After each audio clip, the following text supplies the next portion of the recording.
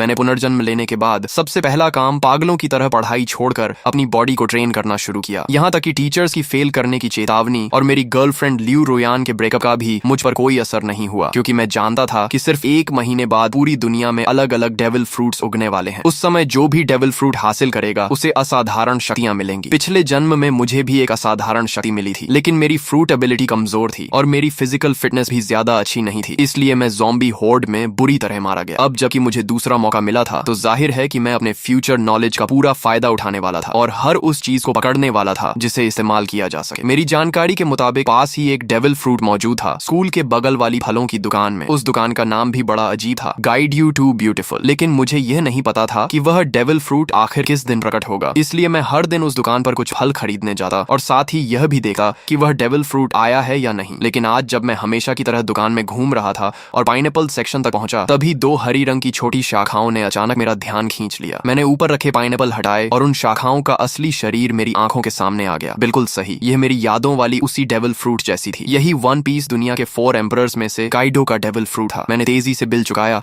और बाकी फलों से भरा एक बैग भी उठा लिया ताकि किसी को शक न हो। जैसे ही मैं दुकान से बाहर निकला, सामने एक मजबूत शरीर वाला मध्यम उम्र का आदमी दिखाई दिया, वही आदमी जो पिछले जन्म में अज़्योर ड्रैगन फ्रूट का मालिक बना था। मैंने मन ही मन राहत की सांस ली। अगर मैं थोड़ी देर और कर देता तो ये फ्रूट उसी के हाथ लग जाती। हॉस्टल लौटे ही मैंने एक पल की भी देरी नहीं की और अज़्योर ड्रैगन फ्रूट को उठाकर सीधे एक बड़ा काट लिया। उसका स्वाद ऐसा था जैसे किसी ने सूखे पानी के टैंक और गंदगी के गड्ढे को मिलाकर उसमें सड़ी हुई पोछे की कपड़े को घुमा दिया हो और फिर सीधे मुंह में ठूंस दिया हो। इतनी गंदी टेस्ट थी कि मैं लगभग वहीं उल्टी कर देता, लेकिन मैंने खुद को रोका और किसी तरह उस गूदे को निगल लिया। फिर मैंने दिल मजबूत करके उसका बचा हुआ छिलका, बीज और वह छोटी बैंगनी शाखा भी निगल ली। काफी देर बाद मैंने गहरी सांस ली। अब चमत्कार का बीज बोया जा चुका था, बाकी सिर्फ इंतजार करना था। इसके बाद मैंने मोबाइल निकाला और शॉर्ट वीडियोस तथा फोरम ब्राउजिंग शुरू कर दी। कई प्लेटफॉर्म देखने के बाद मैंने एक आईडी सर्च की और पहला वीडियो खोला। भाइयों, देख रहे हो, ये थंडर फ्रूट है। कमेंट सेक्शन में बोली लगाओ, जो ज्यादा कीमत देगा उसे मिलेगा। ये देखकर मेरा दिल तेज धड़कने लगा। हालांकि अज़्योर ड्रैगन फ्रूट मैं पहले ही खा चुका था और दूसरा डेविल फ्रूट नहीं खा सकता था, लेकिन जब अपोकलिप्स आएगा और सभी लोग इसकी असली कीमत जान जाएंगे, तब करोड़ों रुपए देकर भी एक फ्रूट नहीं मिलेगी। ये सबसे महत्वपूर्ण ट्रेडिंग रिसोर्स थी और अगर ट्रेडिंग में इस्तेमाल न भी करूं तो मैं इसे अपने माता पिता या अपनी बहन को खिला सकता था। वैसे भी दूसरी फ्रूट खाने की संभावना पूरी तरह खत्म नहीं हुई थी, बस उसके लिए ताकत और किस्मत दोनों चाहिए थी। मैंने कमेंट सेक्शन में कुछ नहीं लिखा, बल्कि सीधे उस पीले बालों वाले लड़के वांग तियानची को प्राइवेट मैसेज भेजा। भाई, ये फ्रूट बहुत बढ़िया बनाई है, बिल्कुल असली जैसी लग रही है, मैं इसे खरीदना चाहता हूँ। कमेंट सेक्शन वाले लोग सिर्फ मजाक कर रहे हैं, जो कीमत चाहिए सीधे बताओ, अगर सही लगी तो तुरंत खरीद लूंगा। उसने जवाब दिया, भाई ये सचमुच डेविल फ्रूट है, इसकी कीमत 15 लाख है। मैंने कहा, अगर ये सच में डेविल फ्रूट है तो तुम खुद क्यों नहीं खा लेते? अगर बेचने का इरादा है तो सामान्य कीमत बताओ, नहीं तो मैं तुम्हें ब्लॉक कर दूंगा। वह बोला, ठीक है 1 लाख। मैंने कहा, 1000 फाइनल प्राइस। तुम्हारे जैसे कलेक्टिबल मॉडल की यही असली कीमत है। वह थोड़ा निराश हुआ, सोचा था ज्यादा पैसे ठग लूंगा, लेकिन 1000 भी ठीक है, कुछ दिन मौज हो जाएगी। मैंने कहा, ठीक है, पैसे दूंगा और सामान ले लूंगा। फिर मैंने पूछा, तुम कोई दुकान वाले नहीं हो? अगर मैं पैसे दे दूं और तुम सामान न भेजो तो बता दो, मैं आमने सामने डील करूंगा। उसने हंसकर कहा, सामने ही सही, क्या कर लोगे? उसने पता भेज दिया। फ्रूट मिलने के बाद मैं पूरी रफ्तार से निकल पड़ा और 2.5 घंटे में उसके बताए हुए छोटे शहर के स्टेशन पहुंच गया। मैंने पूछा, तुम वही हो जो डेविल फ्रूट बेच रहे थे? पेमेंट QR कोड दो, पहले फ्रूट देखूंगा फिर पैसे दूंगा। वह बोला, पहले पैसे फिर सामान। क्या तुम्हें लगता है मैं भाग जाऊंगा? मैंने कहा, यह तुम्हारा इलाका है। उसने सोचा और माना कि बात सही है, इस इलाके में उसकी थोड़ी बहुत पहचान थी। अगर मैं पैसे न देता तो वह एक फोन करता और उसके दोस्त मिनटों में पहुंच जाते। जब उसने बैग मेरी तरफ बढ़ाया तो मेरे हाथ तक कांप रहे थे। मैंने फ्रूट निकाली और मेरा दिल जोर जोर से धड़कने लगा। कोई गलती नहीं थी, ये असली डेविल फ्रूट थी। मैंने बिना समय गंवाए तुरंत 1000 रुपए ट्रांसफर कर दिए, फ्रूट को संभाला और वापस निकल पड़ा। अगर इस बेकार जगह से ट्रेन चलती होती तो मैं उसी समय घर लौट जाता। वापसी के रास्ते में मैं मोबाइल पर शॉर्ट वीडियोस देख रहा था कि अचानक एक वीडियो ने मेरा ध्यान खींच लिया। हाल ही में कई लोग अचानक बेहोश हो रहे हैं और लोगों के शरीर पर अजीब अजीब धब्बे दिखाई देने लगे हैं। एक्सपर्ट्स का कहना था कि यह संभवतः किसी नए प्रकार का फ्लू हो सकता है और सभी से मास्क पहनने तथा सावधानी बरतने की अपील की जा रही थी। ये खबर देखते ही मेरा दिल जोर से धड़क उठा। बेहोशी, शरीर पर धब्बे, क्या यह वही संकेत नहीं थे जो पिछले जन्म में अपोकलिप्स शुरू होने से पहले दिखाई दिए थे? मैंने बिना एक पल गंवाए हॉस्टल की ओर दौड़ लगा दी। पहले से तैयार रखा हुआ अपना सामान उठाया और बाहर निकलने ही वाला था कि पीछे से अचानक एक दर्दनाक चीख सुनाई दी। कई छात्र अचानक जमीन पर गिर पड़े और उनके शरीर पर धब्बे उभरने लगे। इसके तुरंत बाद एक रहस्यमयी दबाव पूरे क्षेत्र में फैल गया, जिससे सभी लोग हिलने तक में असमर्थ हो गए। तभी जो लोग पूरी तरह बेहोश हो चुके थे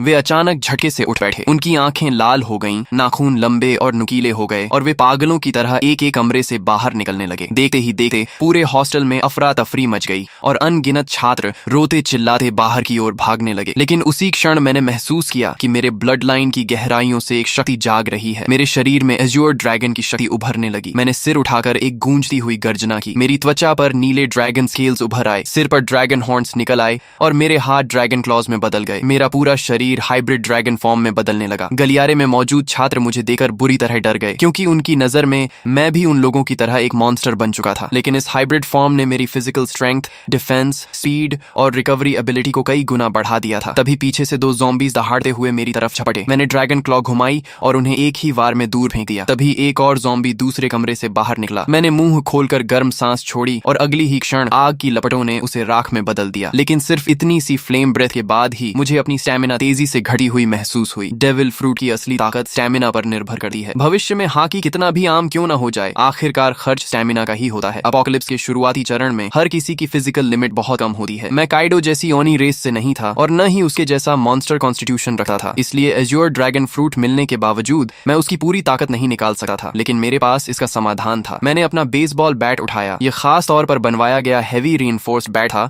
जो ज़ॉम्बी के सिर कुचलने के लिए बिल्कुल परफेक्ट था। मैंने बैट घुमाया और उस पर बिजली की लहरें दौड़ने लगी। एज्योर ड्रैगन फ्रूट हवा, आग और बिजली तीनों एलिमेंट्स को कंट्रोल कर सकता था। भले ही इसकी ताकत लोजिया फ्रूट्स जितनी ना हो, लेकिन अटैक एनहांस करने के लिए यह काफी थी। मैं गलियारे में ज़ॉम्बीज का सफाया करता हुआ आगे बढ़ता गया और जल्दी ही बाकी छात्रों का ध्यान मेरी तरफ गया। लगातार ज़ॉम्बीज को खत्म करने की वजह से उन्हें भागने और सांस लेने का मौका मिल रहा था। बिजली से घिरा मेरा बेसबॉल बैट सचमुच थंडर बागवा जैसा लग रहा था। लगभग हर ज़ॉम्बी मेरे सामने एक ही वार में खत्म हो रहा था। लेकिन मैं इस कत्लेआम के रोमांच में नहीं डूबा। लड़ते हुए मैं तेजी से नीचे की ओर बढ़ता रहा। मेरा पहला लक्ष्य था किसी भी कीमत पर घर पहुंचना, ताकि इस जन्म में मेरे माता पिता और मेरी छोटी बहन को फिर कभी अपमान और अत्याचार न सहना पड़े। दूसरा लक्ष्य था जितनी जल्दी हो सके 100 ज़ॉम्बीज मारना, क्योंकि जो व्यक्ति अकेले 100 ज़ॉम्बीज खत्म करता उसके लिए डिवाइन स्पेस खुल जाती थी। वहां से मैं 3 कलर हाकी की ट्रेनिंग मेथड प्राप्त कर सकता था और अपनी ताकत तेजी से बढ़ा सकता था। एज्योर ड्रैगन उड़ सकता था, लेकिन मेरी मौजूदा स्टैमिना इतनी नहीं थी कि मैं उड़कर घर पहुंच सकूं। इसलिए मैं लोहे के बैट को घुमाते हुए एज्योर ड्रैगन वॉर गॉड की तरह आगे बढ़ता गया। मेरे पीछे बड़ी संख्या में छात्र जमा हो गए जो मेरे पीछे पीछे निकलना चाहते थे, लेकिन उन्हें नहीं पता था कि अपोकलिप्स में कहीं भी सेफ प्लेस नहीं होती। कई बार हॉस्टल का दरवाजा बंद करके अंदर छिपे रहना ज्यादा समय तक जिंदा रख सकता था। जब मैं हॉस्टल से बाहर निकला तो नीचे का दृश्य देखकर मेरी आंखें सिकुड़ गईं। यह स्कूल कभी एक मास ग्रेवयार्ड हुआ करता था। कैंपस में यह अफवाह मशहूर थी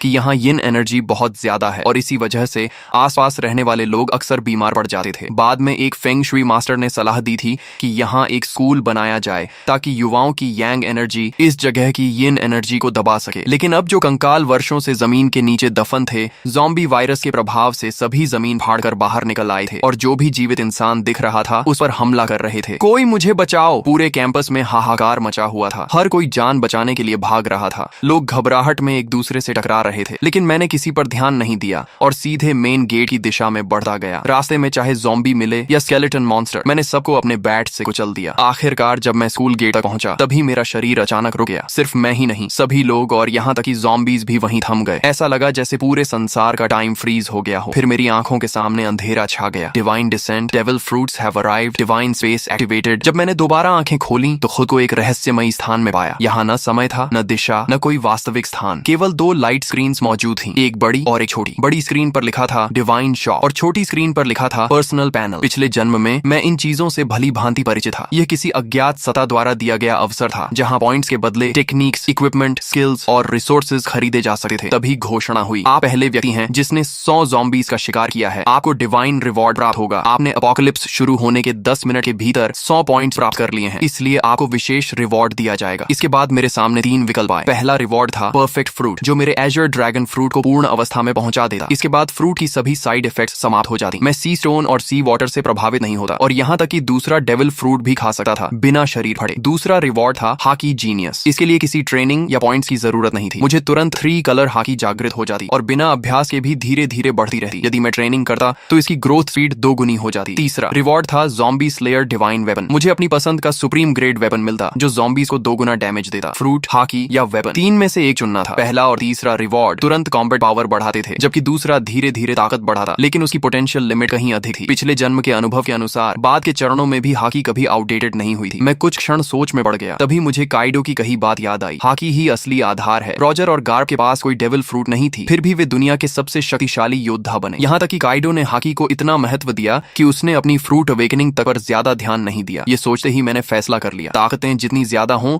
उतना अच्छा नहीं। असली बात यह है कि किसी एक ताकत को उसकी सीमा तक पहुंचाया जाए। एज्योर ड्रैगन फ्रूट कितनी शक्तिशाली बनेगी, ये पूरी तरह मेरी फिजिकल स्ट्रेंथ पर निर्भर था। अगले ही क्षण मैंने हाकी जीनियस चुन लिया। तुरंत 3 कलर हाकी मेरे भीतर जाग उठी। काली ऊर्जा की एक पतली परत मेरी मुट्ठियों पर चढ़ गई। यह आर्मामेंट हाकी थी। इसके बाद मैंने कुछ पॉइंट्स खर्च करके 5 वाटर मीट खरीदे, जो तेजी से स्टेमिना रिकवर करने वाला फूड था और लड़ाई में लंबे समय तक टिकने में मदद करता था। पर्सनल पैनल सिर्फ स्टेटस स्क्रीन नहीं थी, बल्कि कम्युनिकेशन डिवाइस भी थी। अपोकलिप्स में जब मानव सभ्यता टूट गई थी, तब लोग इसी पैनल के कम्युनिकेशन फंक्शन से संपर्क बनाए रखते थे। इसमें अलग अलग चैनल्स भी बने हुए थे और बहुत से लोग पहले ही बातचीत शुरू कर चुके थे। तभी घोषणा हुई, स्पेस कनेक्शन समाप्त होने वाली है। भविष्य में केवल विचार करते ही डिवाइन स्पेस में प्रवेश किया जा सकेगा। मेरी आंखों के सामने फिर अंधेरा छा गया। जब मैंने दोबारा आंखें खोली तो मैं वापस अपने शरीर में था। चारों ओर अनगिनत ज़ॉम्बीज और घबराए हुए छात्र शिक्षक मौजूद थे। मैंने तुरंत एक वाटर मीट मुंह में ठूंस ली और तेजी से खाते हुए स्कूल गेट की ओर बढ़ने लगा। तभी मुझे अचानक खतरे का एहसास हुआ। मैंने तुरंत अपना शरीर एक ओर घुमा लिया। जिस जगह मैं खड़ा था वहां अगले ही पल जमीन फट गई और एक स्केलेटन आर्म बाहर निकल आई। बहुत से लोग सोच रहे थे कि शहर छोड़कर किसी सुनसान जगह चले जाएंगे और किसी तरह जीवित रहेंगे, लेकिन उन्हें नहीं पता था कि अब इस दुनिया में 1 इंच भी सुरक्षित जमीन नहीं बची थी। इसी दौरान रास्ते में चल रही कारों के रेडियो पर इमरजेंसी ब्रॉडकास्ट लगातार बज रहा था। यह राष्ट्रीय आपातकालीन सूचना है। सभी नागरिक शांत रहें, अपने घरों के अंदर रहें और दरवाजे खिड़कियां बंद रखें। हमारी सेना पूरी तरह सक्रिय हो चुकी है। रेडियो पर आगे घोषणा हुई, हमारी बायोलॉजिकल लैबोरेटरीज भी एंटीडोट विकसित करने में लगी हुई हैं। कृपया शांति बनाए रखें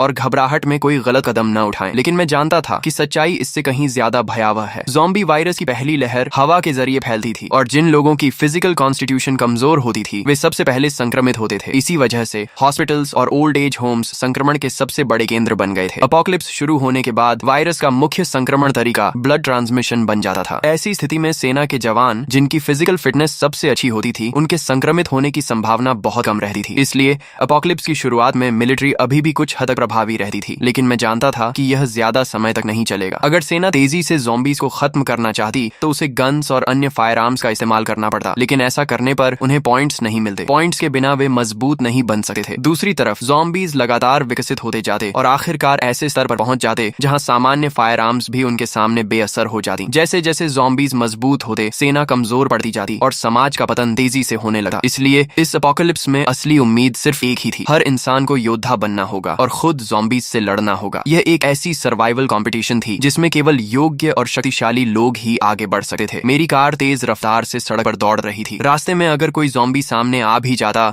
तो मैं ब्रेक लगाने की बजाय उसे सीधा टक्कर मारकर आगे निकल जाता। तभी अचानक मेरा फोन बज उठा। कॉल उठाते ही दूसरी तरफ से मेरी छोटी बहन की घबराई हुई आवाज सुनाई दी, भैया आप कहाँ हो? बाहर बहुत सारे ज़ॉम्बीज हैं, बहुत डर लग रहा है। मैंने तुरंत पूछा, मैं ठीक हूँ, तुम कैसी हो? मम्मी पापा ठीक है ना? उसने राहत की सांस लेते हुए कहा, मम्मी ने आपकी बात मानकर पहले ही छुट्टी ले ली थी और मुझे स्कूल से घर ले आई थी। पापा अभी हॉस्पिटल में हैं। उन्होंने कहा है कि उन्होंने ऑफिस लॉक कर लिया है और फिलहाल सुरक्षित हैं। भैया आप तो सचमुच भविष्यवक्ता निकले। अगर आपने मम्मी को जबरदस्ती छुट्टी लेने के लिए न कहा होता तो शायद हम अभी बाहर ही मर चुके होते। पिछले 1 महीने से मेरी बहन औचिंग बहुत हैरान थी, क्योंकि मैं हर दिन बड़ी मात्रा में डेली नेसेसिटीज घर भेज रहा था। जब भी परिवार पूछता कि इतना सामान क्यों जमा कर रहा हूँ, मैं कोई जवाब नहीं देता था। उन्हें यह भी नहीं पता था कि मेरे पास इतना पैसा आया कहाँ से। असल में मेरे पास कोई पैसा नहीं था। सिर्फ 1 महीने में इतना कमाना भी असंभव था। लेकिन जब अपोकलिप्स आने ही वाला था तो मुझे कर्ज लेने से डरने की क्या जरूरत थी। मैंने लगभग हर ऑनलाइन प्लेटफॉर्म से लोन ले लिया था। अगर माता पिता को समझाने की समस्या न होती तो शायद मैं घर तक गिरवी रख देता। हालांकि डिवाइन स्पेस के मौजूद होने के कारण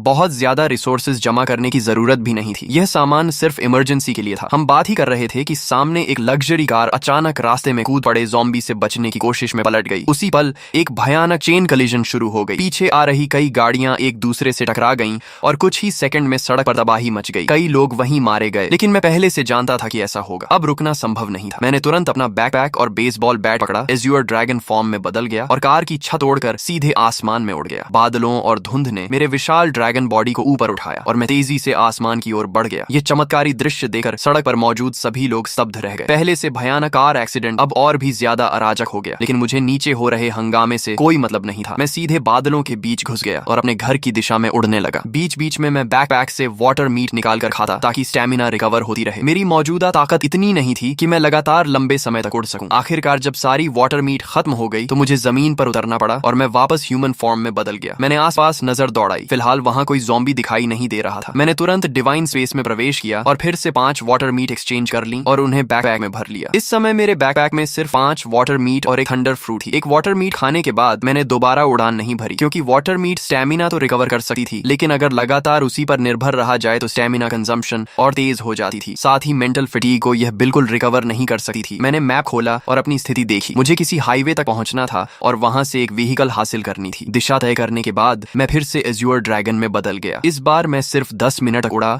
और जल्द ही नीचे एक हाईवे दिखाई देने लगी, जहां अनगिनत व्हीकल्स तेज रफ्तार से दौड़ रही थी। मेरा लक्ष्य था कोई मजबूत ऑफ रोड एसयूवी ढूंढना। नीचे सड़क पर मौजूद कई लोगों ने आसमान में उड़ते एज्योर ड्रैगन को देख लिया था। तुरंत लोगों ने अपने फोन्स निकालकर वीडियो बनाना शुरू कर दिया और उसे डिवाइन स्पेस के कम्युनिकेशन चैनल पर अपलोड कर दिया। दोस्तों, मैंने ड्रैगन देखा है, बहुत बड़ा एज्योर ड्रैगन, कम से कम 10 मीटर लंबा होगा, किसी ने लिखा। दूसरे ने जवाब दिया, ये जरूर काइडो का एज्योर ड्रैगन फ्रूट होगा। पता नहीं किस लकी आदमी को इतनी ताकतवर मिथिकल बीस्ट फ्रूट मिल गई। तभी किसी और ने लिखा, मुझे भी कभी थंडर फ्रूट मिली थी, लेकिन मैंने उसे नकली समझकर बेच दिया। ये मैसेज लिखने वाला वही पीले बालों वाला हुआंग तियंची था। उसे अब पछतावे से खुद को मार लेने का मन कर रहा था। आखिर उसने असली थंडर फ्रूट सिर्फ 1000 रुपए में बेच दी थी। जीजू से यूजो जाने वाले हाईवे के ऊपर उड़ते हुए मैं आखिरकार एक बेहद मजबूत दिखने वाली ऑफ रोड एसयूवी पर नजर टिकाने ही वाला था। मैं नीचे उतरकर राइड लेने की तैयारी कर रहा था कि तभी मेरी नजर सड़क किनारे खड़े एक विशाल पेड़ पर पड़ी। वहां किसी चीज की हल्की लेकिन रहस्यमयी चमक टिमटिमा रही थी। मैंने पहले ही अनुमान लगाया था कि दुनिया में प्रकट होने वाले अधिकांश डेविल फ्रूट्स जोन टाइप के होंगे। हालांकि मिथिकल बीस्ट फ्रूट्स भी उतने दुर्लभ नहीं थे जितना लोग सोचते थे। आखिर दुनिया की हर संस्कृति और हर सभ्यता में अनगिनत मिथिकल क्रीचर्स, डिवाइन बीस्ट्स और डीमोनिक मॉन्स्टर्स मौजूद थे। उन सभी के आधार पर नई मिथिकल बीस्ट फ्रूट्स जन्म लेने वाली थी। लेकिन भले ही मिथिकल फ्रूट्स की संख्या बढ़ जाए, फिर भी वे सबसे शक्तिशाली फ्रूट्स में गिनी जाती थी। मैंने अपने ड्रैगन क्लॉ से उस चमकती हुई फ्रूट को तोड़ा और उसे पीछे लटके बड़े बैकपैक में रख लिया। जब मेरे पॉइंट्स 1000 तक पहुंच जाएंगे, तब डिवाइन स्पेस में एक नया फंक्शन अनलॉक होगा, डेविल फ्रूट आइडेंटिफिकेशन। उसकी मदद से मैं किसी भी फ्रूट की एबिलिटी पहले से जान सकता था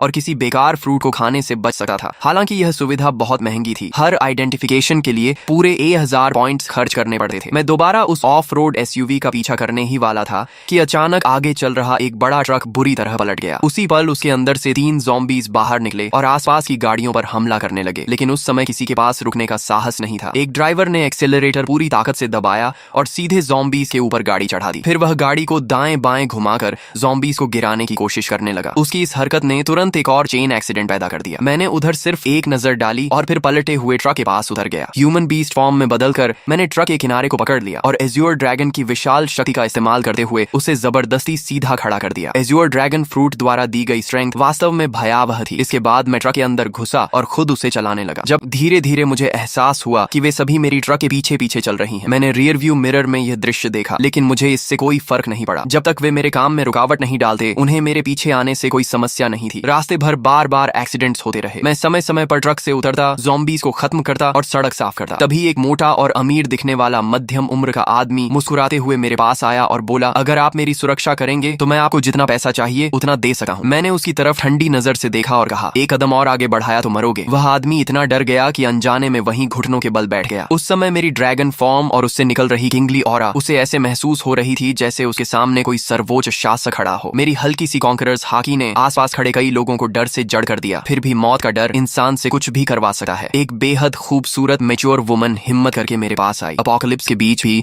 उसने खुद को बेहद आकर्षक तरीके से सजाया हुआ था। उसने मुस्कुराते हुए कहा, हैंडसम, क्या आप मुझे अपने साथ ले जा सकते हैं? आप मेरे साथ जो चाहें कर सकते हैं। मैंने बिना भाव बदले सिर्फ एक शब्द कहा, दफा हो जाओ। मैं अभी अपनी ड्रैगन एबिलिटी हटाकर ट्रक में चढ़ने ही वाला था कि तभी एक लंबा चौड़ा ताकतवर आदमी तेजी से मेरी तरफ आया। उसने देखा कि मैं रुकने वाला नहीं हूँ तो जल्दी जल्दी बोला, सर, मैंने भी बहुत सारी अपोकलिप्स नॉवेल्स पढ़ी हैं। आप इतने शक्तिशाली हैं, लेकिन क्या आपको बेस बिल्ड करने के लिए लोगों की जरूरत नहीं पड़ेगी? मेरा नाम लिन कुई है। मेरे पास कोई खास टैलेंट नहीं है, लेकिन ताकत बहुत है। मैं एक कॉम्बैट कोच हूँ और निश्चित रूप से आपके काम आ सकता हूँ। मैं रुक गया और उसकी तरफ देखने लगा। थोड़ी पर हाथ रखकर कुछ देर सोचता रहा। उसकी बात गलत नहीं थी। सिविलाइजेशन और सोशल ऑर्डर जल्द ही पूरी तरह खत्म होने वाले थे। अगर मुझे अपोकलिप्स में लंबे समय तक जीवित रहना था तो मुझे अपना खुद का सेफ बेस बनाना पड़ेगा। ज़ॉम्बीज की ग्रोथ स्पीड बहुत तेज थी। अकेले मेरे लिए हर समय अपने परिवार की रक्षा करना मुश्किल था। जब लिन कुई ने देखा कि मैं सोच रहा हूँ तो उसके चेहरे पर खुशी छा गई। उसने बिना देर किए अपना सामान, अपनी कार और बाकी सब कुछ वहीं छोड़ दिया। उसे डर था कि अगर उसने एक पल भी देरी की तो मैं उसे छोड़कर चला जाऊंगा। वह इतना सावधान था कि फ्रंट सीट पर बैठने की हिम्मत भी नहीं कर सका। अपनी फिजिकल फिटनेस का इस्तेमाल करते हुए सीधे ट्रक के पीछे वाले कार्गो एरिया में चढ़ गया। लिन कुई की सफलता देखकर बाकी लोगों को भी उम्मीद नजर आने लगी। उन्हें लगा कि मैं पूरी तरह निर्दयी नहीं हूँ। तभी वह अमीर मध्यम उम्र का आदमी फिर कुछ कहने ही वाला था कि मैंने उसे बीच में रोक दिया। अगर मैं लोगों को भर्ती भी करूंगा तो किसी को सिर्फ उसके शब्दों पर नहीं चुनूंगा। शुरुआती चरण में एक आदमी ही काफी है और उसकी लॉयल्टी भी अभी साबित नहीं हुई है, उसे समय के साथ परखा जाएगा। तभी वह खूबसूरत महिला फिर आगे आई और दृढ़ आवाज में बोली, कृपया मुझे एक मौका दीजिए। मेरी क्षमता और मेरी जान दोनों आपके लक्ष्य पूरे करने के लिए समर्पित रहेंगी। उसकी आंखों में झलकता दृढ़ निश्चय देकर मुझे एहसास हुआ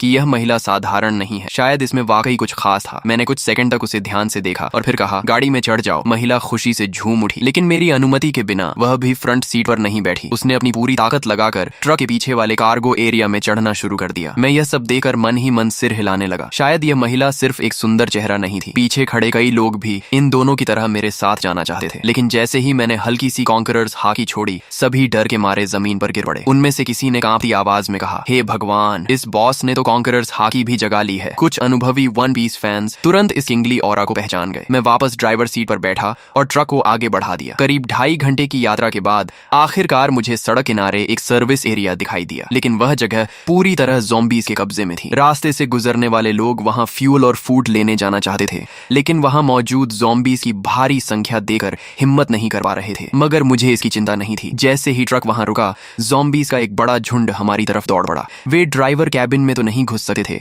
इसलिए ट्रक के पीछे चढ़कर लिन कुई और उस महिला पर हमला करने की कोशिश करने लगे। दोनों डरकर कार्गो एरिया के अंदर दुबक गए और सिर तक बाहर निकालने की हिम्मत नहीं कर पाए। मैं ट्रक से उतरा, ह्यूमन बीस्ट फॉर्म में बदला और बेसबॉल बैट घुमाते हुए कुछ ही सेकंड में ट्रक पर चढ़ रहे कई ज़ॉम्बीज़ के सिर कुचल दिए। तभी मुझे एहसास हुआ कि पीछे पीछे आ रहा पूरा व्हीकल कॉन्वॉय भी इस सर्विस एरिया तक पहुंच चुका था। वे लोग चाहते थे कि मैं ज़ॉम्बीज़ को खत्म कर दूं ताकि वे आराम से फ्यूल और सप्लाईज ले सकें। लेकिन जैसे ही उनकी गाड़ियां वहां पहुंची, अगले ही पल ज़ॉम्बीज़ का विशाल झुंड उन गाड़ियों की ओर टूट पड़ा और मजबूर होकर वह पूरा व्हीकल कॉन्वॉय सर्विस एरिया छोड़कर आगे निकल गया। उधर मैं एक एक वार में ज़ॉम्बीज़ को खत्म करता गया और कुछ ही देर में पूरे सर्विस एरिया को साफ कर दिया। सिर्फ एक ज़ॉम्बी मैंने लिनकुई के लिए छोड़ी ताकि वह प्रैक्टिस कर सके। आखिर वह एक कॉम्बैट कोच था, इसलिए उसकी स्ट्रेंथ, स्पीड और कॉम्बैट रिफ्लेक्सेस वाकई अच्छे थे। जब तक मैं फ्यूल भरकर लौटा, तब तक उसने भी उस ज़ॉम्बी को सफलतापूर्वक मार गिराया था। सप्लाईज इकट्ठा करने के बाद मैंने आखिरकार उस छिपाव पहने खूबसूरत महिला का नाम पूछा। हालांकि वह दिखने में पतली दुबली थी और पहली नजर में ज्यादा उपयोगी नहीं लगी थी, लेकिन जब से वह मेरी ट्रक पर चढ़ी थी, उसने खुद को काफी अच्छा साबित किया था। ज़ॉम्बीज़ के ट्रक पर चढ़ने के दौरान भी उसने चीख पुकार नहीं मचाई थी। इससे मेरे मन में उसके लिए सम्मान थोड़ा और बढ़ गया। जैसे ही मैंने उसका नाम पूछा, उसने तुरंत जवाब दिया, मेरा नाम लियू मेंग कियन है। मैंने कहा, अब से फ्रंट सीट पर बैठो, ट्रक के कार्गो एरिया में चढ़ने की जरूरत नहीं है। ये सुनते ही उसने सिर झुकाकर कहा, जी मास्टर। उसके मुंह से निकला यह संबोधन मुझे फिर से चौंका गया। उसने मेरा नाम तक नहीं पूछा और सीधे मुझे मास्टर कहकर संबोधित करने लगी। जो व्यक्ति अपना ईगो और प्राइड छोड़ सकता है, वही एपोकलिप्स जैसी दुनिया में ज्यादा समय तक जीवित रह सकता है। थोड़ी देर बाद हम फिर से यात्रा पर निकल पड़े। रास्ते में मुझे एक बार फिर मेरी बहन आओ चिंग का फोन आया। भैया आप कहाँ हो? पापा हॉस्पिटल के ऑफिस में फंसे हुए हैं। मैंने सुना है हॉस्पिटल में सबसे ज्यादा ज़ॉम्बीज़ हैं। पापा के पास खाना पानी भी नहीं है। मुझे बहुत डर लग रहा है कि उन्हें कुछ हो न जाए। उसकी आवाज रोने जैसी हो गई थी। फोन के दूसरी तरफ मेरी माँ की आवाज भी सुनाई दी। हाउ हाउ, तुम्हारे स्कूल का क्या हाल है? तुम अपना ध्यान रखना, हम तुम्हें बचाने का कोई रास्ता ढूंढ लेंगे। मैंने कहा, माँ चिंता मत करो, मुझे काइडो का एजर ड्रैगन फ्रूट मिल गया है। डेविल फ्रूट का नाम सुनते ही आओ चिंग का डर काफी कम हो गया। हम भाई बहन पूरे 1 घंटे तक फोन पर बातें करते रहे। कॉल खत्म होने के बाद मैंने तुरंत अपने पिता को फोन किया। मैंने उन्हें बताया कि मैं अब एबिलिटी यूजर बन चुका हूँ और जल्द ही हॉस्पिटल पहुंचकर उन्हें बचा लूंगा। मैंने उन्हें सख्त हिदायत दी कि ऑफिस के अंदर छिपे रहें और बाहर निकलने की कोशिश न करें। दूसरी तरफ ऑफिस में फंसे एओ हाई भूख, प्यास और लगातार दरवाजा पीटे ज़ॉम्बीज़ की वजह से बेहद परेशान थे। वह आधी नींद और आधी बेहोशी की हालत में थे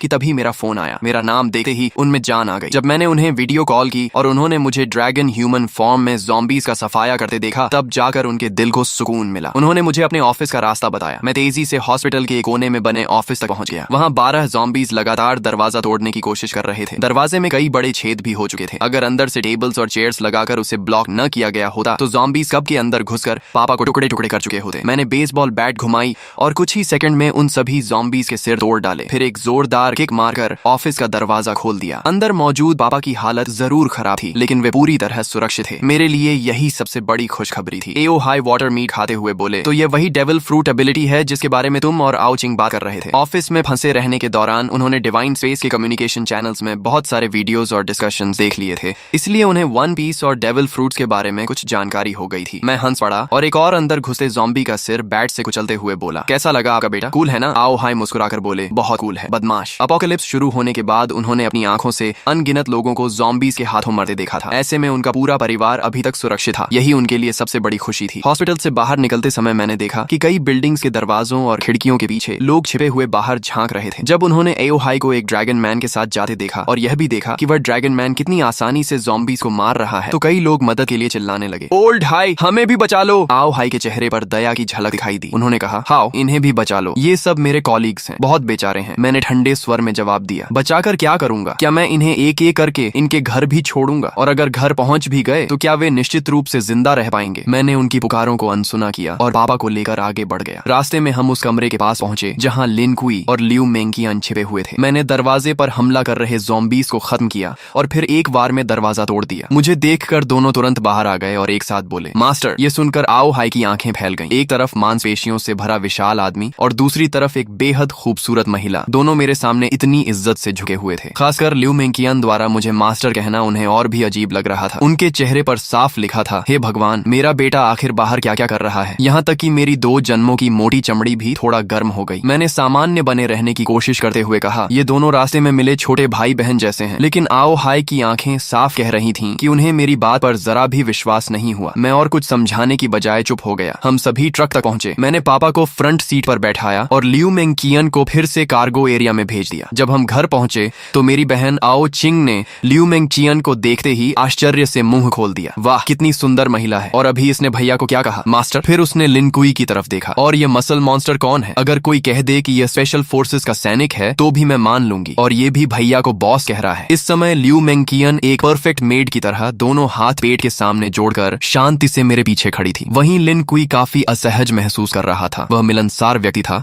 लेकिन यह उसके बॉस का परिवार था, इसलिए उसे समझ नहीं आ रहा था कि कैसे व्यवहार करे। आखिर मेरी माँ लियू यून ने स्थिति संभाली और मुस्कुराते हुए कहा, सबको भूख लगी होगी ना? जैसे ही उन्हें पता चला था कि मैं और पापा लौट रहे हैं, उन्होंने सोना छोड़ दिया और पूरी रात खाना बनाने में लगा दी थी ताकि हम दोनों गरम खाना खा सकें। लेकिन उन्हें यह उम्मीद नहीं थी कि मैं 2 और लोगों को साथ ले आऊंगा, इसलिए खाना थोड़ा कम पड़ रहा था। अच्छी बात यह थी कि मैंने पहले से बहुत सारे कैंड फूड्स जमा कर रखे थे। कुछ कैंस खोलकर माँ ने पूरा बड़ा डिनर तैयार कर दिया। जब मैंने देखा कि लिन कुई और लियू मेंकियन अभी भी किनारे खड़े हैं तो मैंने उन्हें भी खाने के लिए बुलाया। लिन कुई आगे बढ़ने ही वाला था कि लियू मेंकियन बोली, मुझे थोड़ा कैंड फूड दे दीजिए, मैं मास्टर के साथ एक ही टेबल पर नहीं बैठ सकती। ये सुनते ही कमरे में मौजूद सभी लोग स्तब्ध रह गए। आओ चिंग की नजरें मेरे और लियू मेंकियन के चेहरे पर बार बार घूमने लगी। फिर शरारती मुस्कान के साथ बोली, अब मैं समझ गई, इसे फ्लर्टिंग कहते हैं। उसकी बात पूरी होने से पहले ही मैंने उसके सिर पर हल्का सा नॉक मार दिया। वह दर्द से आंखों में आंसू भरकर मेरा हाथ पकड़कर काटने लगी। डिनर खत्म होने के बाद मैंने बैकपैक से 2 डेविल फ्रूट्स निकाली। मेरे पास अभी 2 डेविल फ्रूट्स हैं, एक थंडर फ्रूट है और दूसरी की एबिलिटी अभी पता नहीं है। तुम लोग इनमें से खा लो। यह सुनकर लिन कुई और लियू मेंकियन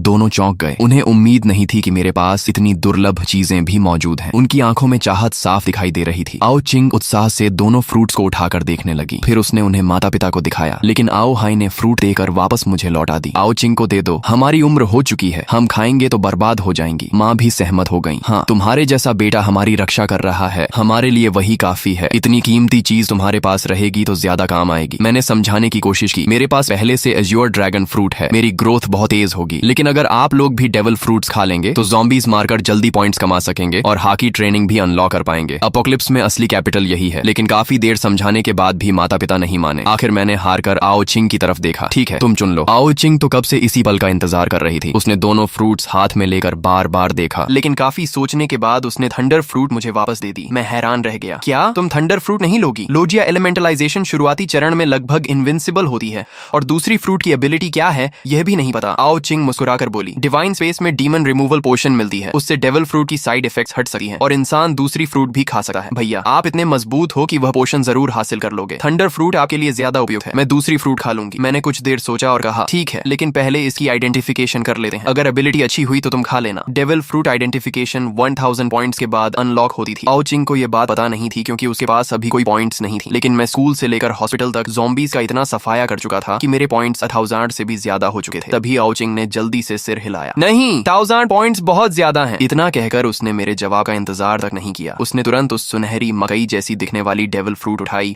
और एक बड़ा टुकड़ा काटकर निगल लिया। ये देखकर मैं घबरा गया। मुझे बिल्कुल उम्मीद नहीं थी कि वह सीधे फ्रूट खा लेगी। अगर यह कोई कमजोर एबिलिटी निकली तो बाद में पछताने का भी मौका नहीं मिलेगा। लेकिन अब बहुत देर हो चुकी थी। आओ चिंग फ्रूट का गूदा निगल चुकी थी। मैं केवल मन ही मन प्रार्थना कर सकता था कि उसे कोई शक्तिशाली एबिलिटी मिले। मैं मन ही मन यही प्रार्थना कर रहा था कि यह डेविल फ्रूट कोई शक्तिशाली एबिलिटी दे। कमरे में मौजूद सभी लोग आओ चिंग को घूर रहे थे और उसके शरीर में होने वाले बदलावों पर नजर रखे हुए हुए थे। आओ चिंग खुद भी बेहद घबराई हुई थी। वह अपने शरीर के अंदर दौड़ रही उस रहस्यमयी ऊर्जा को महसूस कर रही थी। जल्द ही वह ऊर्जा उसके पूरे शरीर में फैल गई और उसका शरीर बदलने लगा। अगले ही पल उसका शरीर तेजी से सिकुड़ गया और वह एक हथेली जितनी छोटी, सफेद फर और सुनहरे निशानों वाली चूहे जैसी प्राणी में बदल गई। यह ज़ोअन टाइप है। कमरे में मौजूद सभी लोगों को तुरंत समझ आ गया कि यह एनिमल टाइप फ्रूट है, लेकिन वह छोटा चूहा बिल्कुल साधारण नहीं लग रहा था। उसके शरीर से एक खास तरह की मिस्टिकल ऑरा निकल रही थी, जिससे साफ था कि यह कोई ऑर्डिनरी स्पीसीज नहीं है। मैंने उत्सुकता से पूछा, जल्दी बताओ, ये कौन सी कैटेगरी है? ऑर्डिनरी ज़ोआन, एंशिएंट ज़ोआन या मिथिकल बीस्ट? आओ चिंग ने उत्साह से जवाब दिया, यह मिथिकल बीस्ट है। जैसे ही मैंने मिथिकल बीस्ट सुना, मेरे चेहरे पर खुशी फैल गई। लगता था इस बार आओ चिंग का दांव सफल हो गया था। मिथिकल बीस्ट फ्रूट्स के पास हमेशा कुछ स्पेशल एबिलिटीज होती थी। मैंने तुरंत पूछा, तो इसकी एबिलिटी क्या है? आओ चिंग मुस्कुराई और बोली, देखो। इतना कहकर उसने अचानक नीचे की ओर छलांग लगाई। अगले ही पल उसका पूरा शरीर फर्श के अंदर समा गया। हैरानी की बात यह थी कि जमीन पर कोई गड्ढा नहीं बना, न ही कोई दरार पड़ी। ऐसा लगा जैसे वह सीधे जमीन के अंदर घुस गई हो। कुछ सेकंड बाद वही छोटा चूहा मेरे पीछे से निकल आया और फिर ह्यूमन बीस्ट फॉर्म में बदल गया। उसने गर्व से सीना तान कर कहा, महिलाओं और सज्जनों, मैं आधिकारिक रूप से अपनी डेविल फ्रूट एबिलिटी की घोषणा करती हूँ। मेरी फ्रूट है animal type rat fruit, mythical beast, treasure rat form. फिर उसने उंगली उठाकर कहा, मेरे पास कुल 3 एबिलिटीज हैं। पहली एबिलिटी, मैं किसी भी मिट्टी, पत्थर या अर्थ टाइप ऑब्स्टिकल को पार कर सकती हूँ, चाहे जमीन के अंदर जाना हो या दीवार के आर पार निकलना हो। मेरे लिए यह सिर्फ पानी की एक परत पार करने जैसा है। ये सुनकर हम सब हैरान रह गए, लेकिन आओ चिंग यही नहीं रुकी। उसने आगे कहा, दूसरी एबिलिटी, मेरे पास एक इंडिपेंडेंट ट्रेजर स्पेस है, जिसमें मैं किसी भी नॉन लिविंग ऑब्जेक्ट को स्टोर कर सकती हूँ। इतना कहकर वह कमरे के कोने में रखे मॉप को उठाकर अपने सीने की तरफ ले गई। अगले ही पल उसने उस लंबे मॉप को सीधे अपने शरीर के अंदर धकेल दिया। कमरे में मौजूद सभी लोगों की आंखें फैल गईं। वह लंबा मॉप पूरी तरह उसके शरीर में गायब हो गया। यहाँ तक कि मां लियू यून भी हैरान होकर उसकी तरफ दौड़ी। उन्होंने आओ चिंग के कपड़ों के अंदर हाथ डालकर देखा कि कहीं उसने मॉप छिपाया तो नहीं है, लेकिन वहां कुछ नहीं था। फिर आओ चिंग ने अपना हाथ सीने के पास डाला और उसी मॉप को वापस बाहर निकाल लिया। मेरी सबसे ज्यादा दिलचस्पी दूसरी एबिलिटी में थी। मैंने तुरंत पूछा, इस स्टोरेज स्पेस का साइज कितना है? ये मेरे लिए बेहद महत्वपूर्ण सवाल था। मेरी जानकारी के अनुसार अपोकलिप्स के शुरुआती चरण में किसी भी तरह का स्टोरेज इक्विपमेंट मौजूद नहीं था। बाद में होगा या नहीं, यह भी मुझे नहीं पता था, लेकिन अगर आओ चिंग का स्टोरेज स्पेस बड़ा निकला तो वह हमारे लिए अनमोल साबित हो सकता था। आओ चिंग ने जवाब दिया, अभी इसका साइज सिर्फ 10 क्यूबिक मीटर्स है, लेकिन जैसे जैसे मैं फ्रूट को डेवलप करूंगी, ये स्पेस लगातार बड़ा होता जाएगा। ये सुनकर मैं पहले ही काफी प्रभावित था, लेकिन तभी आओ चिंग ने शरारती मुस्कान के साथ कहा, अभी खत्म नहीं हुआ है, मेरी तीसरी एबिलिटी भी है। मैं एक पल के लिए पूरी तरह चौंक गया। सिर्फ अर्थ ट्रैवल और पर्सनल स्टोरेज स्पेस ही पहले से गॉड टियर एबिलिटीज जैसी थी, और अब वह कह रही थी कि उसके पास तीसरी एबिलिटी भी है। मैंने तुरंत पूछा, क्या? आओ चिंग गर्व से बोली, ट्रेजर डिटेक्शन। ये सुनते ही मेरे मुंह से लगभग गाली निकल गई। अर्थ ट्रैवल, स्टोरेज स्पेस और ट्रेजर डिटेक्शन, ये कॉम्बिनेशन तो बिल्कुल चीट एबिलिटी जैसा था। एक पल के लिए मुझे लगा कि मेरी एज्योर ड्रैगन फ्रूट भी इतनी शानदार नहीं है, लेकिन फिर मैंने खुद को याद दिलाया कि एज्योर ड्रैगन फ्रूट की भी अपनी खूबियां थीं। सबसे पहले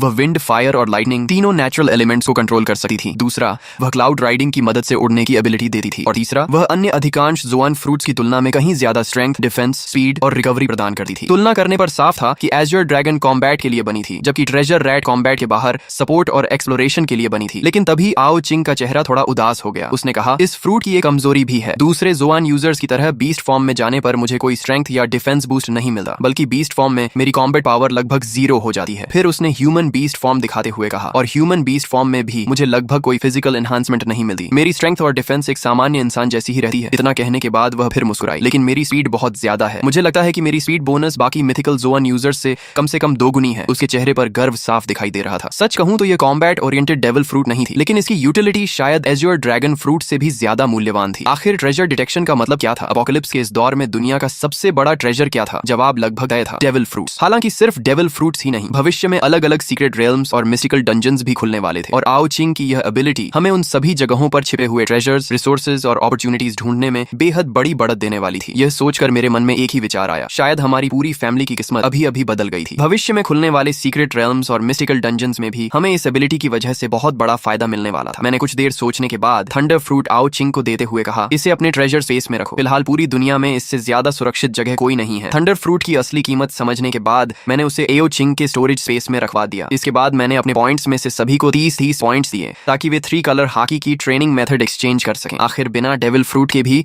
अगर कोई हॉकी को उसकी सीमा तक विकसित कर ले तो वह एक शक्तिशाली योद्धा बन सकता था। वहीं दूसरी तरफ डेविल फ्रूट होने के बावजूद अगर किसी की हॉकी कमजोर हो तो वह अपोकलिप्स में धीरे धीरे पीछे छूट जाता। इसके बाद मैंने डिवाइन स्पेस से सभी के लिए एक साधारण मिलिट्री नाइफ एक्सचेंज की। सारी तैयारी पूरी होने के बाद मैं सभी को लेकर घर से बाहर निकल गया। बिल्डिंग के नीचे अनगिनत ज़ॉम्बीज इधर उधर भटक रहे थे। मैं ड्रैगन ह्यूमन फॉर्म में बदला और एक ज़ॉम्बी को बैट से मारकर जमीन पर गिरा दिया ताकि वह हिल न सके। फिर मैंने अपने पिता से कहा, पापा इस नाइफ से इसे खत्म कीजिए। आओ हाय कुछ क्षण झिनके। आखिर वह ज़ॉम्बी बनने से पहले एक इंसान ही था। उनके लिए किसी इंसान जैसे दिखने वाले प्राणी को मारना आसान नहीं था। तभी आओ चिंग आगे बढ़ी और बोली, भैया पापा को मैं डेमोन्स्ट्रेशन देती हूँ। उसने तुरंत अपनी लॉन्ग नाइफ निकाली और एक ही वार में ज़ॉम्बी का सिर अलग कर दिया। हवा में सड़ी हुई बदबू फैल गई। आओ हाय ने नाक सिकोड़ ली, लेकिन एक डॉक्टर होने की वजह से वह ज्यादा नहीं घबराए। मैंने फिर एक और ज़ॉम्बी को पकड़कर जमीन पर गिरा दिया। इस बार लियू मेंकियान खुद आगे आई और उसने ज़ॉम्बी को खत्म कर दिया। दोनों लड़कियों को देखकर आखिर आओ हाय ने भी हिम्मत जुटाई और अपनी पहली ज़ॉम्बी को खुद मार गिराया। उसके बाद मान लियू युन ने भी एक ज़ॉम्बी को खत्म किया। जहां तक लिन कुई की बात थी, वह पहले से ही अकेले एक ज़ॉम्बी से लड़ सकता था। कॉम्बैट कोच होने की वजह से उसकी कॉम्बैट एबिलिटी मेरे परिवार के बाकी लोगों से कहीं बेहतर थी। अब उन सभी के पास हाकी ट्रेनिंग मेथड थी। आर्मामेंट हाकी की असली ट्रेनिंग एक्सट्रीम फिजिकल कंडीशनिंग और लगातार कॉम्बैट के जरिए होती थी। मैंने सबकी तरफ देखते हुए कहा, पापा आप लोग फिलहाल घर के आसपास ट्रेनिंग कीजिए, मैं दूर जाकर ज़ॉम्बीज साफ करूंगा। अपोकलिप्स में ताकतवर बनने का सबसे बड़ा तरीका था लगातार लड़ाई के जरिए शरीर को मजबूत करना। ज़ॉम्बीज से लड़ने पर सिर्फ फिजिकल ग्रोथ ही नहीं होती थी, बल्कि पॉइंट्स भी मिलते थे और पॉइंट्स अब इस दुनिया की नई करेंसी थी। उनसे डिवाइन स्पेस में सामान खरीदा जा सकता था और दूसरे सर्वाइवर्स के साथ ट्रेडिंग भी की जा सकती थी। पुरानी मनी सिस्टम अब पूरी तरह बेकार हो चुकी थी। जैसे ही मैंने जाने की तैयारी की, आओ चिंग दौड़ कर आई और मेरे हाथ से लिपट गई। भैया मैं भी आपके साथ चलूंगी। मैंने सिर हिलाकर कहा, नहीं, मैं आसपास के ज़ॉम्बीज साफ कर दूंगा। तुम लोग थक जाओ तो घर वापस आ सकते हो, लेकिन मेरे साथ दूर जाना बहुत खतरनाक है और वैसे भी तुम्हारी डेविल फ्रूट कॉम्बैट में ज्यादा मजबूत नहीं है। आओ चिंग ने तुरंत जवाब दिया, लेकिन मुझे साउथ वेस्ट डायरेक्शन में ट्रेजर महसूस हो रहा है। मैं आपको ट्रेजर हंट में मदद कर सकती हूँ। उसकी बात सुनते ही मैं ठिठक गया। ट्रेजर? इस समय दुनिया में सबसे मूल्यवान ट्रेजर क्या हो सकता था? लगभग निश्चित रूप से डेविल फ्रूट। मैं कुछ सेकंड सोचता रहा और फिर बोला, ठीक है, लेकिन मेरे पास से एक कदम भी दूर मत जाना। इसके बाद मैंने लिन कुई को कुछ निर्देश दिए और आओ चिंग को साथ लेकर साउथ वेस्ट डायरेक्शन में चल पड़ा। हम दोनों ह्यूमन बीस्ट फॉर्म में थे। ट्रेजर रैट फॉर्म की स्पीड देखकर मैं सचमुच हैरान रह गया। उसकी स्पीड इतनी ज्यादा थी कि ज़ॉम्बीज उसके कपड़ों तक को छू नहीं पा रहे थे। ऊपर से उसकी अर्थ ट्रैवल एबिलिटी तो और भी ज्यादा अजीब थी। हालांकि उसकी अटैक पावर ज्यादा नहीं थी, लेकिन वह हिट एंड रन स्ट्रेटेजी से ज़ॉम्बीज को आराम से खत्म कर सकती थी। जब मैंने एक ज़ॉम्बी का सिर बैट से कुचल दिया, तभी आओ चिंग ने भी अपनी नाइफ से एक ज़ॉम्बी का सिर अलग कर दिया। लेकिन लगातार एबिलिटी इस्तेमाल करने की वजह से वह तेजी से थकने लगी थी। फिर भी वह हाँफते हुए मेरी तरफ गर्व से देखने लगी, जैसे कह रही हो, जल्दी मेरी तारीफ करो। उसकी उम्मीद भरी आंखें देकर मैं मुस्कुरा पड़ा और कहा, मेरी छोटी बहन तो बहुत कमाल की है। मेरी तारीफ सुनते ही उसकी आंखें खुशी से आधी बंद हो गईं। उसके चेहरे पर दो प्यारे डिंपल्स उभर आए। लेकिन कॉम्बैट के बीच इतना रिलैक्स होना खतरनाक था। अचानक पीछे से एक ज़ॉम्बी उस पर झपटा। आओ चिंग तुरंत जमीन के अंदर घुसकर बचना चाहती थी, लेकिन उसकी स्टैमिना बहुत ज्यादा खर्च हो चुकी थी। वह अपनी एबिलिटी एक्टिवेट ही नहीं कर पाई। ज़ॉम्बी तेजी से उसके करीब पहुंच रहा था। ठीक आखिरी क्षण में मैंने बैट घुमाकर ज़ॉम्बी को दूर उड़ा दिया। आओ चिंग जोर जोर से सांस लेने लगी। आखिर उसने मेरी तरह पिछले एक महीने तक पागलों की तरह ट्रेनिंग नहीं की थी, न ही उसके पास हाकी जीनियस जैसी टैलेंट थी। मेरी दी हुई पॉइंट्स की मदद से उसने सिर्फ हाकी ट्रेनिंग मेथड हासिल की थी, लेकिन अभी तक हाकी जागृत नहीं हुई थी। ट्रेजर रैट फॉर्म भी फिजिकल स्ट्रेंथ में कोई खास बूस्ट नहीं देती थी, इसलिए वह अब तक लड़ पा रही थी। यही उसकी मेहनत और सामान्य फिटनेस का नतीजा था। कुछ देर बाद आओ चिंग ने अचानक साउथ वेस्ट की ओर इशारा किया। उधर ट्रेजर उसी दिशा में है, मैं आपको रास्ता दिखाती हूँ। इतना कहकर उसने अपनी लॉन्ग नाइफ ट्रेजर स्पेस में रखी और बीस्ट फॉर्म में बदलकर मेरे कंधे पर कूद गई। हथेली जितनी छोटी सफेद चूहियां मेरे ड्रैगन स्केल्स वाले गाल से अपना सिर रगड़ने लगी। मैंने तुरंत एज़्योर ड्रैगन ट्रांसफॉर्मेशन एक्टिवेट कर दी। अगले ही पल एक गगन भेदी ड्रैगन रोर पूरे शहर में गूंज उठा। वह गर्जना इतनी शक्तिशाली थी कि आसपास की बिल्डिंग्स में छिपे हुए सभी लोग चौंक गए। लोग खिड़कियों और बैल्कनीज से बाहर झांकने लगे और फिर उन्होंने एक अविश्वसनीय दृश्य देखा। एक विशाल एज़्योर ड्रैगन बादलों और धुंध पर कदम रखते हुए आसमान की ओर उड़ रहा था और कुछ ही क्षणों में बादलों के समुद्र के भीतर गायब हो गया। अगर एज़्योर ड्रैगन बॉस हमारे बीएन सिटी तक आ ही गए हैं, तो क्या वह पूरे शहर के ज़ॉम्बीज साफ कर देंगे? किसी ने आसमान में उड़ते एज़्योर ड्रैगन का वीडियो रिकॉर्ड करके डिवाइन स्पेस के कम्युनिकेशन चैनल पर अपलोड कर दिया। जो लोग ज़ॉम्बीज से लड़ने की हिम्मत नहीं जुटा पा रहे थे, वे अपने घरों में छिपे हुए थे और डिवाइन स्पेस के जरिए दुनिया भर के सर्वाइवर्स से बातचीत कर रहे थे। दूसरी तरफ मैं आओ चिंग के बताए हुए डायरेक्शन में उड़ता हुआ तेजी से आगे बढ़ रहा था। ट्रेजर रेड फॉर्म में बदली आओ चिंग बार बार अपनी छोटी नाक फड़काकर ट्रेजर की दिशा महसूस कर रही थी। जैसे जैसे हम ट्रेजर के करीब पहुंचते गए, उसकी फीलिंग और मजबूत होती गई। जल्द ही हम एक घने जंगल के ऊपर पहुंच गए। मैं आसमान से नीचे उतरा और ह्यूमन बीस्ट फॉर्म में बदल गया। फिर हम दोनों तेजी से जंगल के अंदर दौड़ पड़े। यहाँ इंसान बहुत कम थे और ज़ॉम्बीज भी मुश्किल से 2-4 दिखाई दे रहे थे। रास्ते में मिले ज़ॉम्बीज को मैंने आसानी से खत्म कर दिया। तभी अचानक आओ चिंग जोर से चिल्लाई। एक बड़े पाइन ट्री के नीचे एक बदसूरत और चालाक चेहरे वाला आदमी खड़ा था। उसके हाथ में एक लाल रंग का सितारे के आकार का डेविल फ्रूट था। उसके चेहरे पर पागलों जैसी खुशी थी। वह शहर से जान बचाकर भागा था और सोचा था कि सुनसान जंगल में छिप जाएगा, लेकिन यहाँ उसे डेविल फ्रूट मिल गया था। वह वन पीस का फैन नहीं था, इसलिए फ्रूट को पहचान नहीं पाया, लेकिन डिवाइन स्पेस के फोरम से उसे इतना पता था कि कोई भी डेविल फ्रूट बेहद कीमती ट्रेजर होती है। वह फ्रूट को देखते हुए हंस पड़ा। लगता है किस्मत आखिरकार वांग देफा पर मेहरबान हो गई। इतना कहकर उसने अपने पीले दांतों वाला मुंह खोला और फ्रूट को खाने ही वाला था। मेरा और आओ चिंग का चेहरा तुरंत बदल गया। अब उसे रोकने के लिए हमारे पास समय नहीं था। मैंने बिना सोचे एक गर्म फायर ब्रेथ उसकी तरफ फेंक दी। अगले ही पल वह आदमी आग में घिर गया। मैं और आओ चिंग तुरंत दौड़कर वहां पहुंचे। राख के बीच डेविल फ्रूट बिल्कुल सुरक्षित पड़ी थी। मैंने राहत की सांस ली और उसे उठा लिया। अपोकलिप्स का एक जीवन जीने के बाद मेरे अंदर पहले जैसी दया नहीं बची थी, लेकिन आओ चिंग के चेहरे पर असहजता साफ दिखाई दे रही थी। उसकी परवरिश ऐसी नहीं थी कि वह किसी को मरते हुए देखकर सहज रह सके। मैंने शांत स्वर में कहा, इस दुनिया में ताकत ही नियम है। अगर हमारे पास शक्ति नहीं होती और किसी को हमारे डेविल फ्रूट का पता चल जाता तो हमारा भी यही हाल होता। आओ चिंग ने धीरे से सिर हिलाया। अपोकलिप्स को अभी सिर्फ 2 दिन हुए थे, लेकिन डिवाइन स्पेस के फोरम पर उसने इंसानी लालच और क्रूरता के कई उदाहरण देख लिए थे। वह मेरी बात समझती थी, लेकिन उसके दिल में अभी भी थोड़ा अपराध बोध था। वह चुपचाप मेरा हाथ पकड़कर खड़ी रही। फिर हम दोनों ने उस डेविल फ्रूट को गौर से देखा। वह लाल रंग का हार्ट शेप्ड फ्रूट था, जिस पर काले घुमावदार पैटर्न्स बने हुए थे। वन पीस फैंस होने के कारण हम दोनों ने उसे तुरंत पहचान लिया। ये वन पीस की सबसे कीमती फ्रूट्स में से एक थी। निका फ्रूट की तरह इसकी कीमत भी 50 अरब बेली मानी जाती थी। ये थी ऑप फ्रूट, लॉ की प्रसिद्ध सर्जरी फ्रूट। मेरे पिछले जीवन में इस फ्रूट का यूजर एक बेहद मशहूर और शक्तिशाली व्यक्ति था, लेकिन वह ताकतवर व्यक्ति और ये घटिया आदमी एक दूसरे से बिल्कुल अलग थे। साफ था कि इस आदमी ने फ्रूट खाने के बाद ज्यादा समय तक जीवित नहीं रहा होगा। उसकी मौत के बाद फ्रूट फिर से दुनिया में कहीं और रिस्पॉन हुई होगी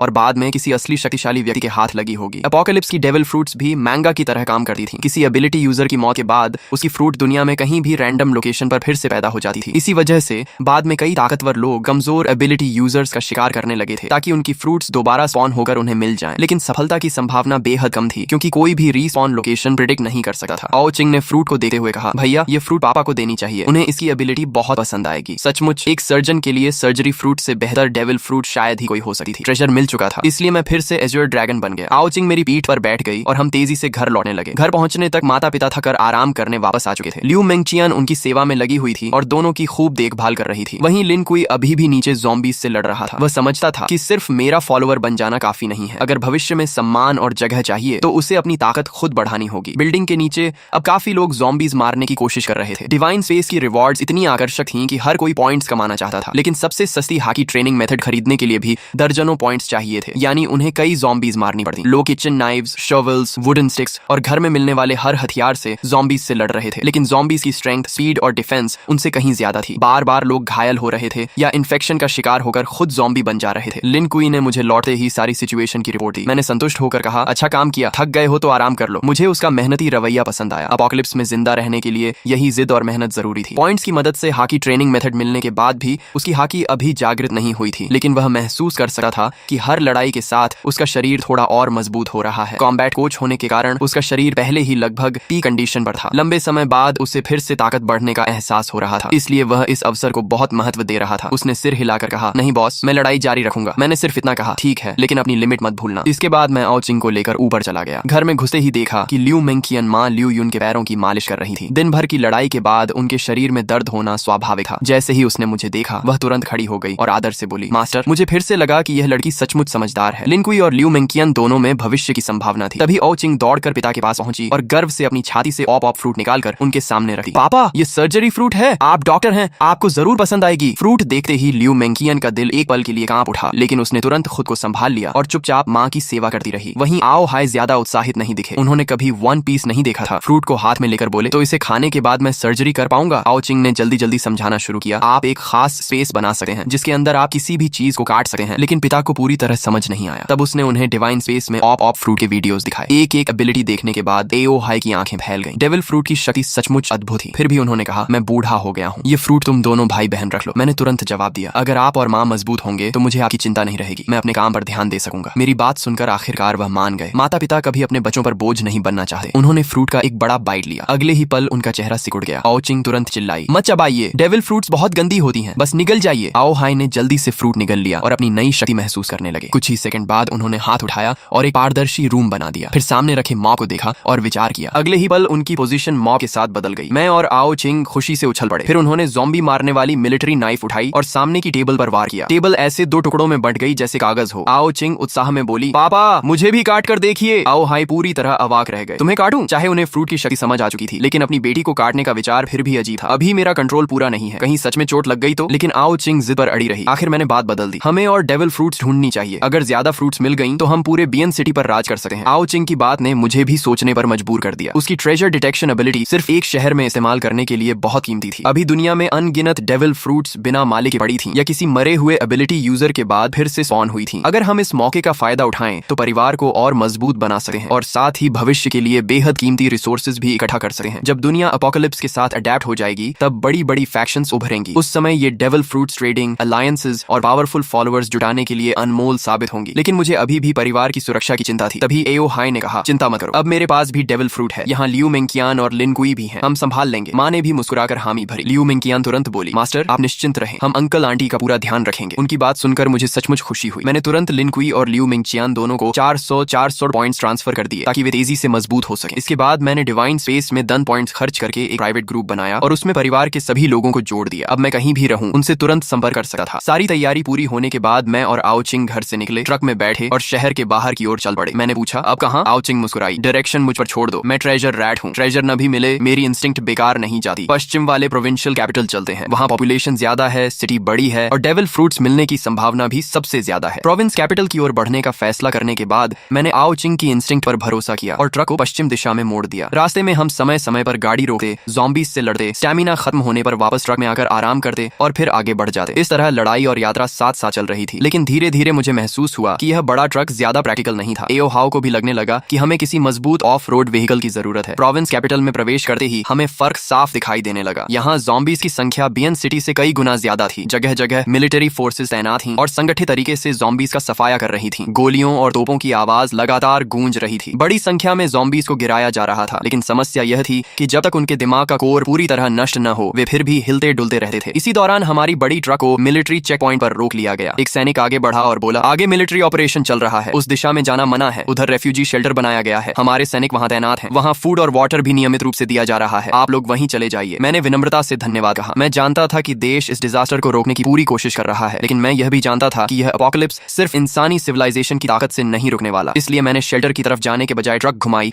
और दूसरा रास्ता पकड़ लिया। फिलहाल हमारे पास दुनिया को बचाने की ताकत नहीं थी। हम वापस एक पुराने क्रॉस रोड तक पहुंचे और फिर उत्तर दिशा में लगभग 7-8 किलोमीटर चलने के बाद दोबारा पश्चिम की ओर मुड़ गए। इस इलाके में मिलिट्री कंट्रोल नहीं था, इसलिए ज़ॉम्बीज अभी भी हर जगह फैले हुए थे। कभी कभी किसी बिल्डिंग के बाहर सर्वाइवर्स ज़ॉम्बीज से लड़ते दिखाई देते। वे किसी तरह कुछ ज़ॉम्बीज मारते, फिर तुरंत बिल्डिंग के अंदर लौट जाते, आराम करते और बाद में फिर बाहर आकर पॉइंट्स कमाने की कोशिश करते। हर कोई एपोकलिप्स में जिंदा रहने के लिए अपनी अपनी पूरी कोशिश कर रहा था। लेकिन उसी दौरान मेरी नजर एक और चीज पर पड़ी जिसने मेरा ध्यान खींच लिया। ये एक शानदार ऑफ रोड व्हीकल थी, सिविलियन वर्जन की आर्मर्ड व्हीकल जैसी मजबूत और भारी। इसमें मिलिट्री टारगेटिंग सिस्टम जैसी सुविधाएं नहीं थी, लेकिन बाकी हर चीज मौजूद थी। ये लगभग वही व्हीकल थी जिसकी मुझे तलाश थी। इस समय एक युवा उस व्हीकल के अंदर छिपा हुआ था। उसने डोर में एक छोटा सा होल बना रखा था और वहीं से एक लंबा स्पीयर बाहर निकालकर ज़ॉम्बीज पर हमला कर रहा था। हालांकि उसके लिए ज़ॉम्बी के सिर पर वार करना आसान नहीं था, लेकिन धीरे धीरे वह कुछ ज़ॉम्बीज मारने में सफल हो जाता था। मैंने अपनी ट्रक उस डोंगफंग मेंगशी व्हीकल के पास रोक दी। फिर मैं और आओचिंग नीचे उतरे। मैं ड्रैगन ह्यूमन फॉर्म में बदल गया और अपनी भारी बेसबॉल बैट घुमाते हुए आगे बढ़ा। ये बैट इतनी उपयोगी थी कि पॉइंट्स होने के बावजूद मैंने अब तक कोई स्पेशल वेपन एक्सचेंज नहीं किया था। दूसरी तरफ व्हीकल के अंदर छिपा युवक घबरा गया। उसने देखा कि उसके पास अचानक एक ट्रक आकर रुकी है। उसके दिल की धड़कन तेज हो गई। हे भगवान, एजर ड्रैगन बॉस, क्या एजर ड्रैगन बॉस भी मेरी गाड़ी लूटने आए हैं? वह अंदर बैठा बैठा तरह तरह की बातें सोचने लगा। लेकिन कुछ ही मिनटों में मैंने आसपास के सभी ज़ॉम्बीज खत्म कर दिए और उसकी व्हीकल की विंडो पर नॉक किया। युवक ने सावधानी से डोर खोला। उसे पता था कि अगर एज्योर ड्रैगन बॉस सच में उसकी व्हीकल चाहते तो उसे रोकने की कोई ताकत उसके पास नहीं थी, इसलिए सहयोग करना ही बेहतर था। मैंने सीधे कहा, एक ट्रक, आधा कंटेनर डीजल और बदले में मुझे तुम्हारी ये व्हीकल चाहिए। युवक कुछ सेकंड तक मुझे घूरता रहा। उसके चेहरे पर हैरानी साफ दिखाई दे रही थी। एक ट्रक और आधा कंटेनर डीजल मेरी मेंगशी के बदले? उसने मन ही मन सोचा कि मैं शायद उसकी व्हीकल सीधे छीन लूंगा, लेकिन मैं तो बाकायदा एक्सचेंज की बात कर रहा था। उसने जल्दी ही हिसाब लगा लिया। वैसे भी व्हीकल बदलने के बाद ट्रक उसके किसी काम की नहीं रहने वाली थी और इतना डीजल वह अकेले इस्तेमाल भी नहीं कर सकता था। लेकिन फिर उसे मेरी असली योजना समझ में आ गई। मैं असल में बहुत कम कीमत देकर एक बेहतरीन व्हीकल लेना चाहता था। अचानक उसने मुस्कुराकर कहा, बॉस, मुझे ट्रक नहीं चाहिए, डीजल भी नहीं चाहिए, मैं आपको व्हीकल फ्री में दे देता हूँ। मैं थोड़ा चौंका। फिर तुम्हें क्या चाहिए? युवक ने बिना झिझक जवाब दिया, बस मुझे अपने साथ ले चलिए। पिछले 2 दिनों में उसने एपोकलिप्स की असली भयावहता देख ली थी। अब उसके सामने एज्योर ड्रैगन जैसा ताकतवर व्यक्ति खड़ा था। अगर अभी उसने इस मौके को गंवा दिया तो शायद फिर कभी ऐसा अवसर नहीं मिलेगा। उसे साफ दिख रहा था कि यह एक ऐसी जांग है जिसे पकड़ना ही होगा। उसकी मोटी चमड़ी देखकर मैं कुछ पल के लिए निरुत्तर रह गया। यह आदमी सचमुच बेशर्म था। मैंने सिर हिलाया और कहा, मुझे अभी कुछ जरूरी काम है, मैं तुम्हें साथ नहीं ले जा सकता। युवक का चेहरा तुरंत उतर गया, लेकिन मैंने आगे कहा, ऐसा करते हैं, मैं तुम्हें 30 पॉइंट्स देता हूँ, इससे तुम 3 colour hockey training method exchange कर सकते हो, बाकी का रास्ता तुम्हें खुद तय करना होगा। युवक की आंखें चमक उठी। बॉस, उसकी आवाज भावुक हो गई। आखिर एपोकलिप्स में शुरुआती 30 पॉइंट्स किसी खजाने से कम नहीं थे। मुझे साथ ले चलो ना, मैंने विल्डरनेस सर्वाइवल सीखी है, मैं बहुत सारे काम कर सकता हूँ, मुझे साथ ले चलो ना, मुझे साथ ले चलो ना। वह एपोकलिप्स एंथुसियास्ट था। उसने खास तौर पर यह मोटी सिविलियन आर्मर्ड व्हीकल बनवाई थी और पूरा सर्वाइवल इक्विपमेंट सेट भी तैयार किया था। देखिए, ये गाड़ी मैंने खुद कस्टम बनवाई है और ये सारे उपकरण भी मैंने ही तैयार किए हैं। मैं सच में बहुत काम आ सकता हूँ, लेकिन मुझे अभी अपने काम करने हैं, इसलिए तुम्हें साथ ले जाना संभव नहीं है। हाँ, मैं तुम्हारे विला के सारे ज़ॉम्बी साफ कर सकता हूँ और तुम्हारे पास जो 30 से ज्यादा पॉइंट्स हैं उनसे तुम हॉकी ट्रेनिंग मेथड खरीद सकते हो और धीरे धीरे खुद भी मजबूत बन सकते हो। भले ही उसका मकसद पूरा नहीं हुआ, लेकिन हॉकी ट्रेनिंग मेथड मिलना भी कम नहीं था। कम से कम अब उसके पास इस एपोकलिप्स में सचमुच जिंदा रहने का सहारा था। मैं और आओचिंग उसके साथ उसके विला में गए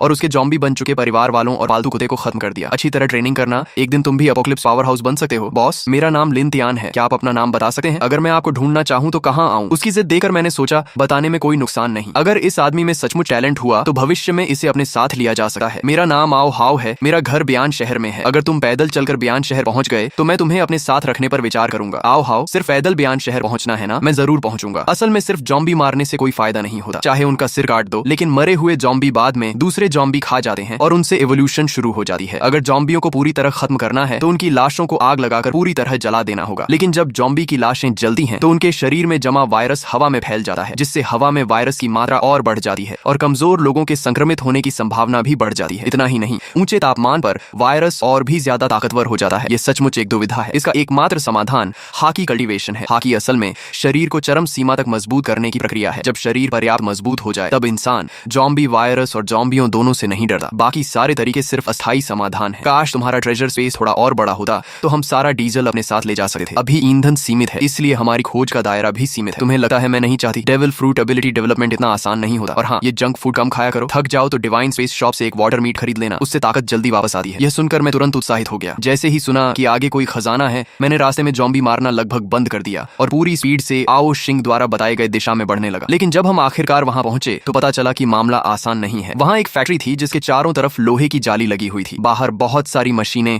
और टूटी फूटी मेज कुर्सियां जमा करके बैरिकेड बनाया गया था ताकि जॉम्बी अंदर न घुस सके। बैरिकेड के पीछे लोगों ने फैक्ट्री के औजारों से लंबे डंडों वाले हथियार तैयार किए थे, जिनसे वे बैरिकेड तोड़ने की कोशिश करने वाले जॉम्बियों को मार रहे थे। फैक्ट्री के अंदर भी काफी लोग लगातार गश्त कर रहे थे ताकि कोई जॉम्बी अंदर न घुस पाए। अगर कोई जॉम्बी जाली पर चढ़ने की कोशिश करता तो तुरंत कोई लंबा भाला लेकर उसे नीचे गिरा देता। यह जगह अब एक शुरुआती सेफ बेस बन चुकी थी और इससे साफ था कि यहाँ का नेतृत्व करने वाले लोग साधारण नहीं है। तुम गाड़ी में ही रहना, बाहर बहुत ज्यादा जॉम्बी हैं। ये तुम्हारे ट्रेनिंग के लिए सही जगह नहीं है। भैया, आप भी सावधान रहना। ये लड़का पागल है, देखते जाओ कैसे जॉम्बी इसे फाड़ डालेंगे। हाँ, ये 3 सेकंड भी नहीं टिकेगा। आसपास के सारे जॉम्बी मेरी तरफ आकर्षित हो गए, लेकिन मैंने फिर भी ड्रैगन ट्रांसफॉर्मेशन नहीं की, क्योंकि अब मैं कॉपर स्किन रेल्म तक पहुंच चुका था। मेरी पहले से अच्छी शारीरिक क्षमता और 1 महीने की कठोर ट्रेनिंग ने मुझे बेहद मजबूत आधार दिया था। ऊपर से मेरे पास हाकी जीनियस टैलेंट था, जिससे मैं सीधे हाकी जागृत कर चुका था। साथ ही मेरी ट्रेनिंग स्पीड दोगुनी थी और पैसिव ग्रोथ भी लगातार चल रही थी। इसी वजह से एपोकलिप्स के दूसरे ही दिन मैं कॉपर स्किन रेल्म तक पहुंच गया था। कॉपर स्किन रेल्म का मतलब सचमुच त्वचा का तांबा बन जाना नहीं होता। यह शरीर की बाहरी परत को मजबूत करने का पहला चरण होता है। जब त्वचा मजबूत हो जाती है तो शरीर को लगने वाले झटकों और हमलों का असर काफी कम हो जाता है। इसी के साथ ताकत, रक्षा, गति और रिकवरी भी बढ़ जाती है। एज यूर ड्रैगन फ्रूट मुझे बिना ट्रांसफॉर्म हुए भी अतिरिक्त शारीरिक शक्ति देता था, इसलिए मैं इंसानी रूप में भी आसानी से जॉम्बियों को मार सकता था और बिना क्षमता इस्तेमाल किए लड़ने से हाकी की ग्रोथ और तेज होती थी। उस गाड़ी को मैं पहचानता हूँ, वह डोंगफेंग मेंगशी आर्मर्ड व्हीकल है। वह आदमी आसानी से इस इलाके से निकल सकता था, लेकिन जानबूझकर हमारी बेस के सामने गाड़ी रोकर खड़ा है। जरूर उसकी नजर हमारी बेस पर है। क्या वह हमारी बेस छीनना चाहता है? क्या हमें लाओ झांग को बताना चाहिए? बॉस, बाहर एक बहुत बड़ा एक्सपर्ट आया है। उसने अकेले 100 से ज्यादा जॉम्बी मार दिए हैं और उसकी डोंगफेंग मेंगशी भी हमारी बेस के बाहर खड़ी है। सबको लगता है कि उसकी नजर हमारी बेस पर है। सचमुच बहुत खतरनाक इंसान है। जिस आसानी से वह जॉम्बी मार रहा है,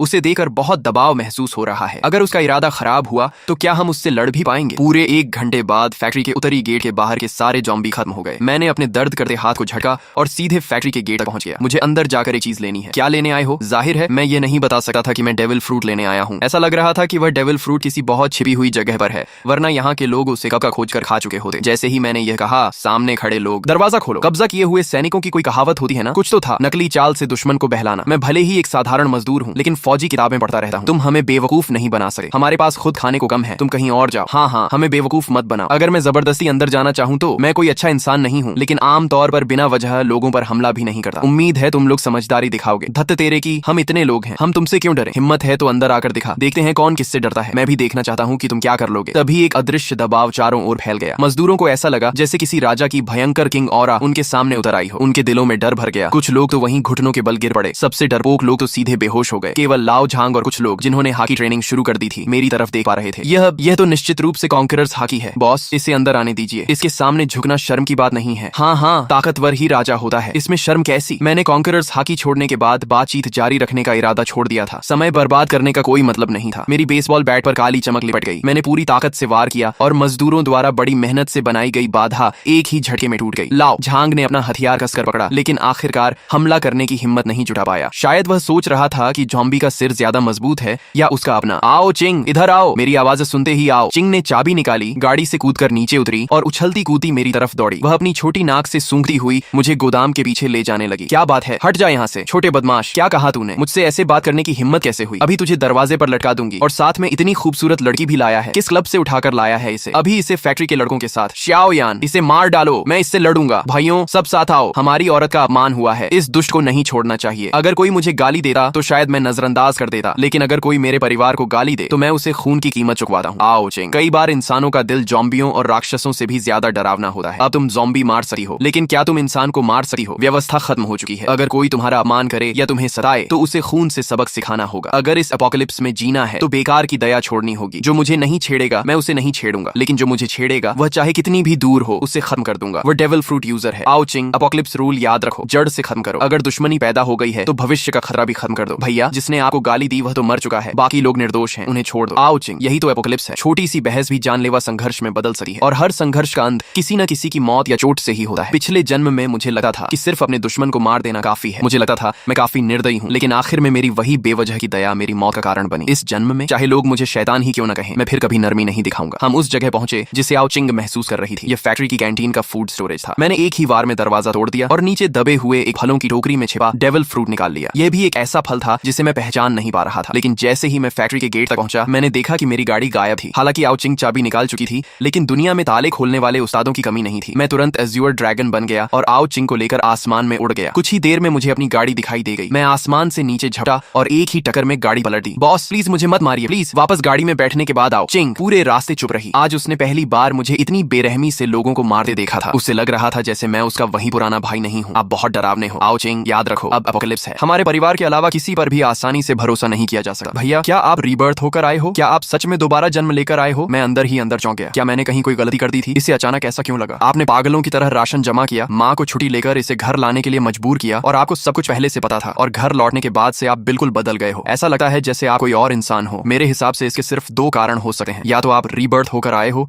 या फिर किसी और आत्मा ने आपका शरीर ले लिया है। आखिरी बात कहते समय उसकी आवाज कांपने लगी। वह मेरी तरफ देखने से भी डर रही थी। उसे डर था कि उसका भाई अब वही इंसान नहीं रहा। अरे ओ पगली, मुझे पता था मैं तुम्हें कभी नहीं छोड़ूंगा। भैया, पिछले जन्म में आपकी मौत कैसे हुई थी? क्या मैं वहां भी इतनी ताकतवर थी? और मम्मी पापा कैसे थे? तुम सब मर गए थे। जिसने भी तुम्हें नुकसान पहुंचाया था मैं उसे टुकड़े टुकड़े कर देना चाहता था। फैक्ट्री छोड़ने के बाद हम पश्चिम की ओर बढ़ते रहे। रास्ते में जहां भी ज़ॉम्बियों के झुंड मिलते हम उतरकर उनसे लड़ते। हाकी को मजबूत करने के लिए मैंने एज़्योर ड्रैगन पावर का इस्तेमाल लगभग बंद कर दिया था। आओ चिंग अभी तक हाकी अवेकनिंग नहीं कर पाई थी, इसलिए उसकी ताकत कम थी, लेकिन ट्रेजर माउस फॉर्म की स्पीड के सहारे वह भी आराम से ज़ॉम्बियों से लड़ लेती थी। इस तरह हम लगातार 3 दिन पश्चिम की ओर बढ़ते रहे। 3 दिनों में हमें एक भी नया डेविल फ्रूट नहीं मिला। इससे आओ चिंग का उत्साह थोड़ा कम हो गया। उसे तो लगने लगा कि शायद उसकी क्षमता में ही कोई समस्या है, लेकिन मैंने उसे बताया कि यही सामान्य बात है। पिछले जन्म में जब मैं दूसरे चरण तक जिंदा था तब एक बड़ी शक्ति द्वारा किए गए आंकड़ों के अनुसार दुनिया में कुल मिलाकर सिर्फ 10,000 से थोड़ा अधिक अलग अलग एबिलिटी यूजर्स पाए गए थे। भैया, हमें उस दिशा में जाना चाहिए। आओ। चिंग ने सड़क किनारे निकलने वाले एक छोटे रास्ते की ओर इशारा किया। मैंने नक्शा देखा और हैरान रह गया। वह रास्ता सीधे पहाड़ों के अंदर जाता था। पिछले जन्म में भी कई लोग पहाड़ों में छिप गए थे। वे इंसानों की भीड़ से तो बच गए, लेकिन मजबूत बनने का मौका खो बैठे और अंत में जंगलों में मारे गए। मुझे लगा है वहाँ कुछ अच्छा मिलेगा। आओ चिंग खुद भी पूरी तरह आश्वस्त नहीं थी, क्योंकि इंट्यूशन जैसी चीज पर भरोसा करना मुश्किल था, लेकिन मुझे उस पर भरोसा था। इसीलिए मैंने गाड़ी सीधे पहाड़ों की ओर मोड़ दी। रास्ते में कोई जंबी नहीं था, इसीलिए गाड़ी पूरी रफ्तार से दौड़ने लगी। आओ चिंग आगे पैर हिलाते हुए बैठी थी, स्नैक्स खा रही थी और डिवाइन स्पेस फोरम में वीडियो पोस्ट देख रही थी। भैया, अभी मैंने एक पोस्ट देखी। कोई आदमी रो रहा था कि उसे डेविल फ्रूट नहीं मिला। अरे अरे, ये चेहरा क्यों बना रहे हो? पता है वह आदमी कौन है? वह खुद वेइतियान था। शायद बेचारा लेखक गुस्से से फट ही गया होगा। मुझे याद आया कि पिछले जन्म में भी उसका कोई खास नाम नहीं बना था। भले ही दुनिया उसी की बनाई कहानी जैसी हो गई थी, लेकिन अब उसका मूल लेखक से कोई खास संबंध नहीं बचा था। धीरे धीरे शाम होने लगी। मैंने तय किया कि आज रात सड़क किनारे ही रुकेंगे। जैसे ही हमने एक पहाड़ी मोड़ पार किया, सामने दूर रोशनी दिखाई दी। रोशनी का मतलब था कि वहाँ इंसान मौजूद हैं, लेकिन एपोकलिप्स में सबसे कम भरोसेमंद चीज इंसान ही होते हैं। मैं निर्दयी जरूर था, लेकिन बेगुनाह लोगों को यूं ही नुकसान पहुंचाने वाला नहीं था। फिर भी इंसानों का दिल पढ़ना मुश्किल होता है। किसी अजनबी के यहाँ रुकना बहुत खतरनाक था, इसलिए मैंने सड़क किनारे ही गाड़ी रोक दी। वहाँ की रोशनी का थोड़ा फायदा लेते हुए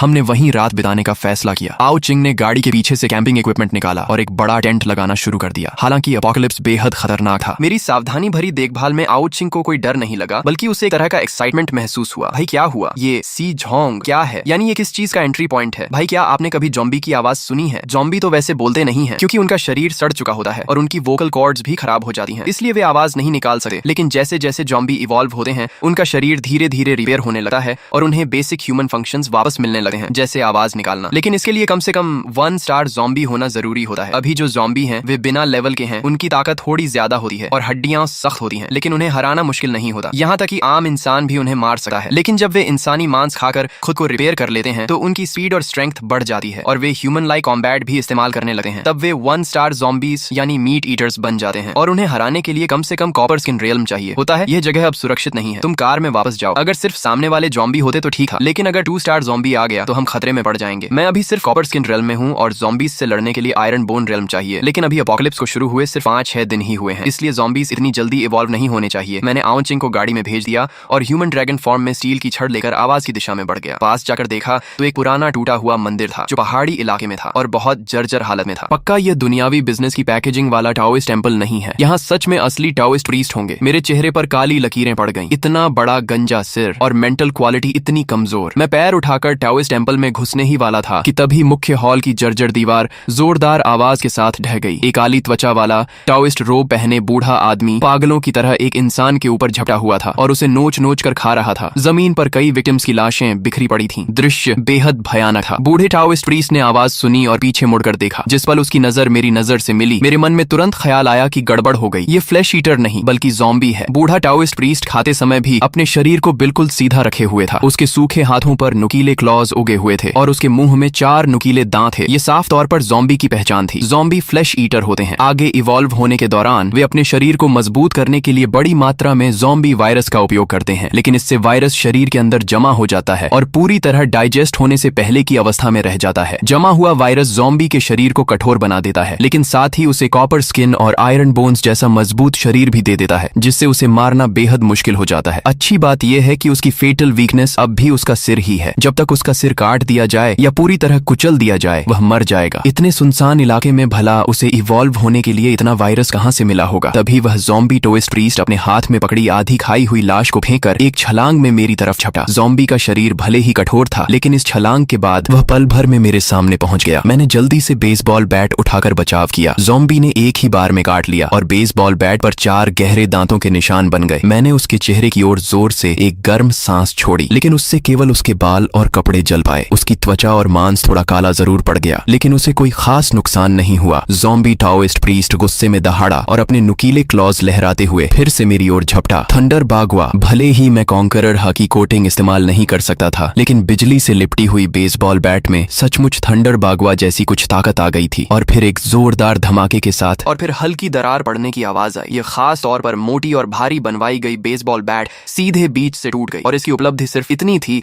कि उसने ज़ॉम्बी की खोपड़ी में एक छोटी सी दरार डाल दी। ज़ॉम्बी टाओइस्ट प्रीस्ट ने फिर एक दहाड़ लगाई और अपने सड़े हुए बदबूदार नुकीले दांत दिखाते हुए मेरी तरफ झपटा। आओ चिंग, जमीन के अंदर घुस जाओ। जब तक मैं इसे मार न दूं बाहर मत निकलना। मैंने सोचा था कि यह सिर्फ एक फ्लैश कॉर्प्स होगा, लेकिन यह तो 2 सितारा ज़ॉम्बी निकला। ऐसे ज़ॉम्बी के पास भयानक ताकत, कॉपर स्किन और आयरन बोन्स होते हैं। मानव सभ्यता के आर्मर्ड व्हीकल्स भी इसके सामने बेकार हैं। आओ चिंग जानता था कि वह मेरी मदद नहीं कर सकता, इसलिए तुरंत ट्रेजर माउस में बदलकर जमीन के अंदर घुस गया। इस समय मैं थोड़ा हाँफ रहा था। लगातार 2 बार हीट ब्रेथ और बिजली की शक्ति का इस्तेमाल करने से मेरी स्टैमिना तेजी से खत्म हो रही थी। ऊपर से अभी अभी के प्रहार ने मेरे शरीर के अंदर ब्लड एनर्जी को भी उथल पुथल कर दिया था। ज़ॉम्बी टाओइस्ट प्रीस्ट ने फिर छलांग लगाई और पल भर में मेरे करीब पहुंच गया। उसकी 10 काली सूखी उंगलियां नुकीले क्लॉज की तरह सीधे मेरी ओर बढ़ी। मैंने जोर से दहाड़ लगाई और अपने ड्रैगन क्लॉज से उसकी कलाई पकड़ ली। दोनों के बीच ताकत की सीधी टक्कर शुरू हो गई। हालांकि यह ज़ॉम्बी 2 सितारा स्तर तक पहुंच चुका था और सिद्धांत रूप से इसे टक्कर देने के लिए इंसानों को आयरन बोन रेल्म में होना चाहिए था, लेकिन एज्योर ड्रैगन द्वारा मजबूत किए गए शरीर की बदौलत मैं कुछ समय तक उससे बराबरी कर पा रहा था। दोनों जमे हुए थे कि तभी ज़ॉम्बी ने अचानक अपना सिर आगे बढ़ाया। मैंने दिल कठोर किया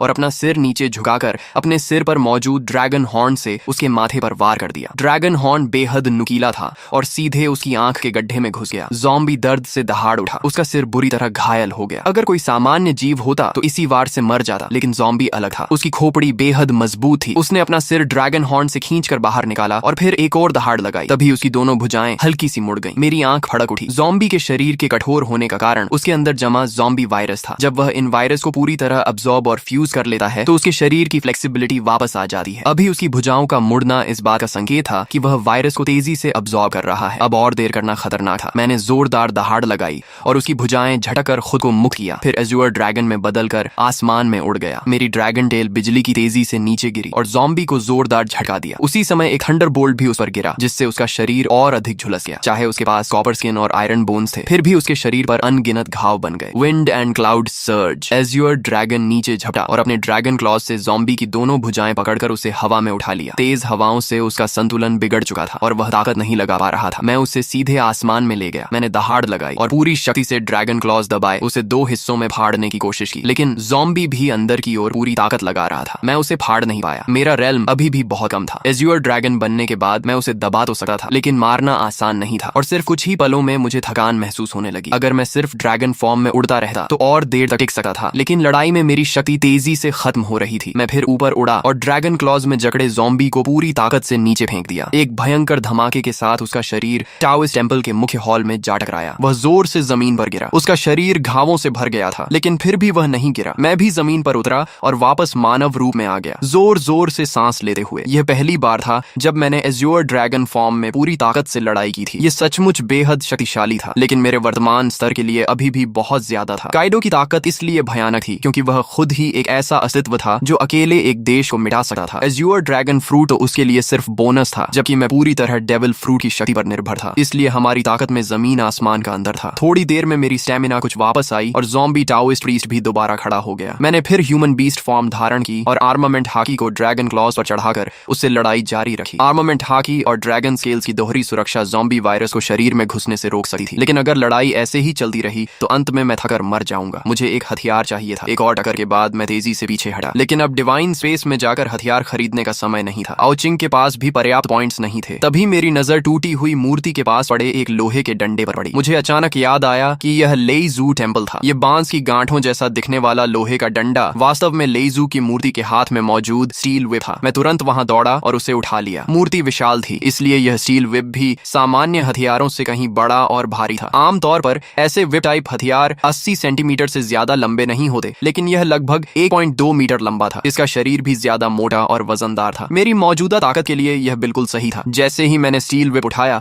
ज़ॉम्बी टाओइस्ट प्रीस्ट फिर से मेरी ओर टूट पड़ा। उसका शरीर लगभग बिखर चुका था, लेकिन उसकी आक्रामकता अब भी कम नहीं हुई थी। मैंने अपनी पूरी शक्ति से अंतिम प्रहार किया। इसके बाद मैं ह्यूमन बीस्ट फॉर्म से बाहर निकल आया। मेरे हाथों में इतनी ताकत नहीं बची थी कि उस भारी स्टील व्हिप को पकड़े रख सकूं। मैंने उसे जमीन पर गिरा दिया और पूरे शरीर में असहनीय दर्द और कमजोरी महसूस होने लगी। जमीन के नीचे छिपा आओ छिंग जब लड़ाई की आवाजें बंद हुई तो सावधानी से बाहर निकला। मुझे जमीन पर बैठा हांफते देकर वह दौड़ कर आया और मुझे रैट मीट तथा फ्रेश वाटर लाकर दिया। थोड़ी देर आराम करने के बाद हम दोनों टूटे हुए टोइस टेम्पल के अंदर गए। प्रवेश द्वार पर मिला वह गंजा आदमी लड़ाई के प्रभाव में पहले ही मर चुका था। मंदिर के अंदर हर जगह टूटी हुई मूर्तियां और बिखरे हुए सामान पड़े थे। जमीन पर कई विक्टिम्स की लाशें थीं। पीछे का हॉल वह जगह थी जहां बूढ़ा टाओइस्ट प्रीस्ट रहा करता था। मुख्य हॉल ढहने के बावजूद यह हिस्सा अब भी सही सलामत था। यहाँ सुरक्षित होना चाहिए। मैंने फैसला किया कि आज रात यहीं आराम करेंगे। मैंने आर्मर्ड व्हीकल को दरवाजे के सामने खड़ा कर दिया ताकि कोई इंसान या ज़ॉम्बी अंदर ना आ सके। फिर एक कुर्सी लेकर आंगन में बैठ गया और रात के आसमान को देखने लगा। तभी मेरे मन में एक विचार आया और मेरी चेतना डिवाइन स्पेस में प्रवेश कर गई। चूंकि तुम पहले व्यक्ति हो जिसने स्टार रैंक ज़ॉम्बी को मारा है, तुम्हें एक रिवॉर्ड मिलेगा। और क्योंकि तुमने अपोकलिप्स शुरू होने के 10 दिनों के भीतर स्टार रैंक ज़ॉम्बी को मारा है, रिवॉर्ड क्वालिटी बढ़ा दी गई है। साथ ही तुमने सीधे 2 स्टार ज़ॉम्बी का वध किया है, इसलिए रिवॉर्ड क्वालिटी एक बार फिर बढ़ाई गई है। कृपया नीचे दिए गए 3 टाइटल्स में से एक चुनो। टाइटल। ये सुनते ही मैं उत्साहित हो गया। टैलेंट की तरह ही टाइटल भी बेहद दुर्लभ चीज थी। पिछली जिंदगी में मैंने इतनी मेहनत की थी, फिर भी मुझे कभी कोई टाइटल नहीं मिला। पहला टाइटल ज़ॉम्बी किलर, ज़ॉम्बीज को होने वाला डैमेज स्थायी रूप से 2 गुना। दूसरा टाइटल बाउंटी हंटर, ज़ॉम्बीज को मारने पर मिलने वाले पॉइंट्स स्थायी रूप से 2 गुना। तीसरा title divine member, divine space का सम्मानित सदस्य बनो। तुम्हें एक बार किसी वस्तु को 90% डिस्काउंट पर खरीदने का मौका मिलेगा और भविष्य में डिवाइन स्पेस की हर खरीद पर 20% डिस्काउंट मिलेगा। तीनों टाइटल्स बेहद आकर्षक थे। तेजी से मारना और ज्यादा कमाना दोनों शानदार थे। सामान्य तौर पर तेजी से मारना बेहतर होता क्योंकि उससे कमाई भी बढ़ती और अधिक शक्तिशाली ज़ॉम्बीज को चुनौती देना भी संभव होता, लेकिन ये दोनों भी तीसरे टाइटल के सामने फीके थे। डिवाइन मेंबर, एक बार 90% डिस्काउंट और हमेशा के लिए 20% डिस्काउंट। डिवाइन स्पेस में 2 यूनिक एक्सचेंज आइटम्स थे, invisible black blood line factor और डेविल फ्रूट के साइड इफेक्ट्स हटाने वाली डीमन ट्रांसफॉर्मेशन पोशन। दोनों की कीमत 100 मिलियन पॉइंट्स थी, लेकिन 90% डिस्काउंट से उन्हें सिर्फ 10 मिलियन पॉइंट्स में लिया जा सकता था और बाकी सारी खरीदारी भी सस्ती हो जाती। मैं इस सुविधा का इस्तेमाल करके बीच का व्यापारी बनकर भारी मात्रा में पॉइंट्स कमा सकता था। सोचने की जरूरत ही नहीं थी, मैंने तुरंत तीसरा टाइटल चुन लिया, डिवाइन मेंबर। इसके बाद मैंने अपना पर्सनल पैनल खोला। नाम Ao Hao, talent hockey genius, title divine member, devil fruit fish fruit as your dragon form, realm broken body copper skin, equipment लेईजू व्हिप टेल, पॉइंट्स 9655। मैंने अचानक देखा कि इक्विपमेंट सेक्शन में सचमुच कुछ मौजूद था। लेईजू व्हिप, मैंने अपने पास रखे उस बैम्बू जॉइंट स्टील व्हिप को देखा। ये लेईजू टेम्पल में पूजी जाने वाली लेईजू की मूर्ति का हथियार था, लेकिन आखिर यह तो एक सामान्य वस्तु ही थी। फिर इसे इक्विपमेंट क्यों माना गया और इसके साथ यह टेल शब्द भी क्यों क्यों जुड़ा था? मेरी पुरानी बेसबॉल बैट ने भी तो इतने ज़ॉम्बीज मारे थे। फिर उसे कभी इक्विपमेंट नहीं माना गया। मैंने स्टील व्हिप को अपनी गोद में रखा और ध्यान से उसका निरीक्षण करने लगा। आखिर इसमें ऐसा क्या खास था? स्टील व्हिप पूरी तरह जंग खा चुकी थी। साफ था कि यह कई सालों से यहाँ रखी हुई थी और शायद हजारों लोगों ने इसकी पूजा की होगी। इसमें कुल 18 जोड़ जॉइंट्स थे और हर जोड़ पर कुछ टाओइस्ट सिंबल्स और टैलिस्मन्स बने हुए थे। मैं सोच में पड़ गया। डेविल फ्रूट अप्रेजल फीस सिर्फ 1000 पॉइंट्स थी। मेरे लिए ये कोई बड़ी रकम नहीं थी, लेकिन अभी इसकी कोई खास जरूरत भी नहीं थी। फिलहाल हमें उस फ्रूट की आवश्यकता नहीं थी। जब हम वापस घर पहुंचेंगे तब इसकी पहचान कर लेंगे। इसी दौरान दूसरी तरफ एक बड़ा हादसा हो चुका था। हमारे ऊपर वाली मंजिल में रहने वाले चेन फैमिली के बाप बेटे को पता चल गया था कि हमारे पास बहुत सारा राशन जमा है। उस समय घर में सिर्फ माँ और लियू मेंकियन थी। डैड और लिनक्वी नीचे ज़ॉम्बीज से लड़ने गए हुए थे। चेन फैमिली के बाप बेटे ने मौका देकर माँ और लियू मेंकियन पर हमला कर दिया ताकि वे घर और राशन पर कब्जा कर सकें। शुक्र है कि लियू मेंकियन पहले से सतर्क थी। जैसे ही उन्होंने हमला किया उसने तुरंत पलटवार किया और दोनों को मार डाला। माँ ये सब देखकर बहुत डर गई थी। हालांकि उन्होंने भी पहले ज़ॉम्बीज को मारा था, लेकिन किसी इंसान को अपने सामने मरते हुए देखना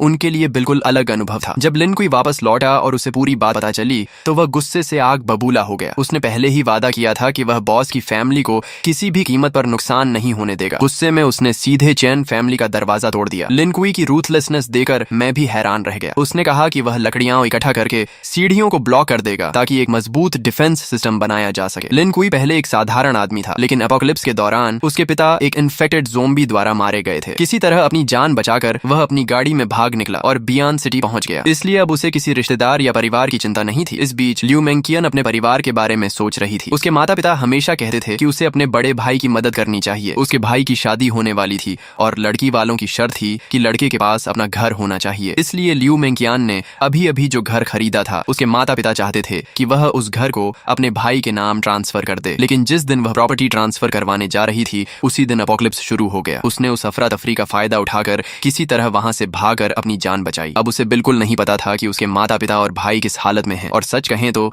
अब उसे इस बात की भी ज्यादा परवाह नहीं थी कि वे जीवित हैं या मर चुके हैं। तो भाई लोग, फिलहाल इस स्टोरी के आगे के पार्ट्स अभी तक नहीं आए हैं। जैसे ही आगे के न्यू पार्ट्स आएंगे मैं उन्हें इसी चैनल पर अपलोड कर दूंगा। अगर आपको ये स्टोरी पसंद आई हो तो वीडियो को लाइक कर दो, चैनल को सब्सक्राइब कर लो और बेल आइकॉन ऑन कर लो ताकि अगला पार्ट आते ही आपको सबसे पहले मिल सके। मिलते हैं नेक्स्ट पार्ट में।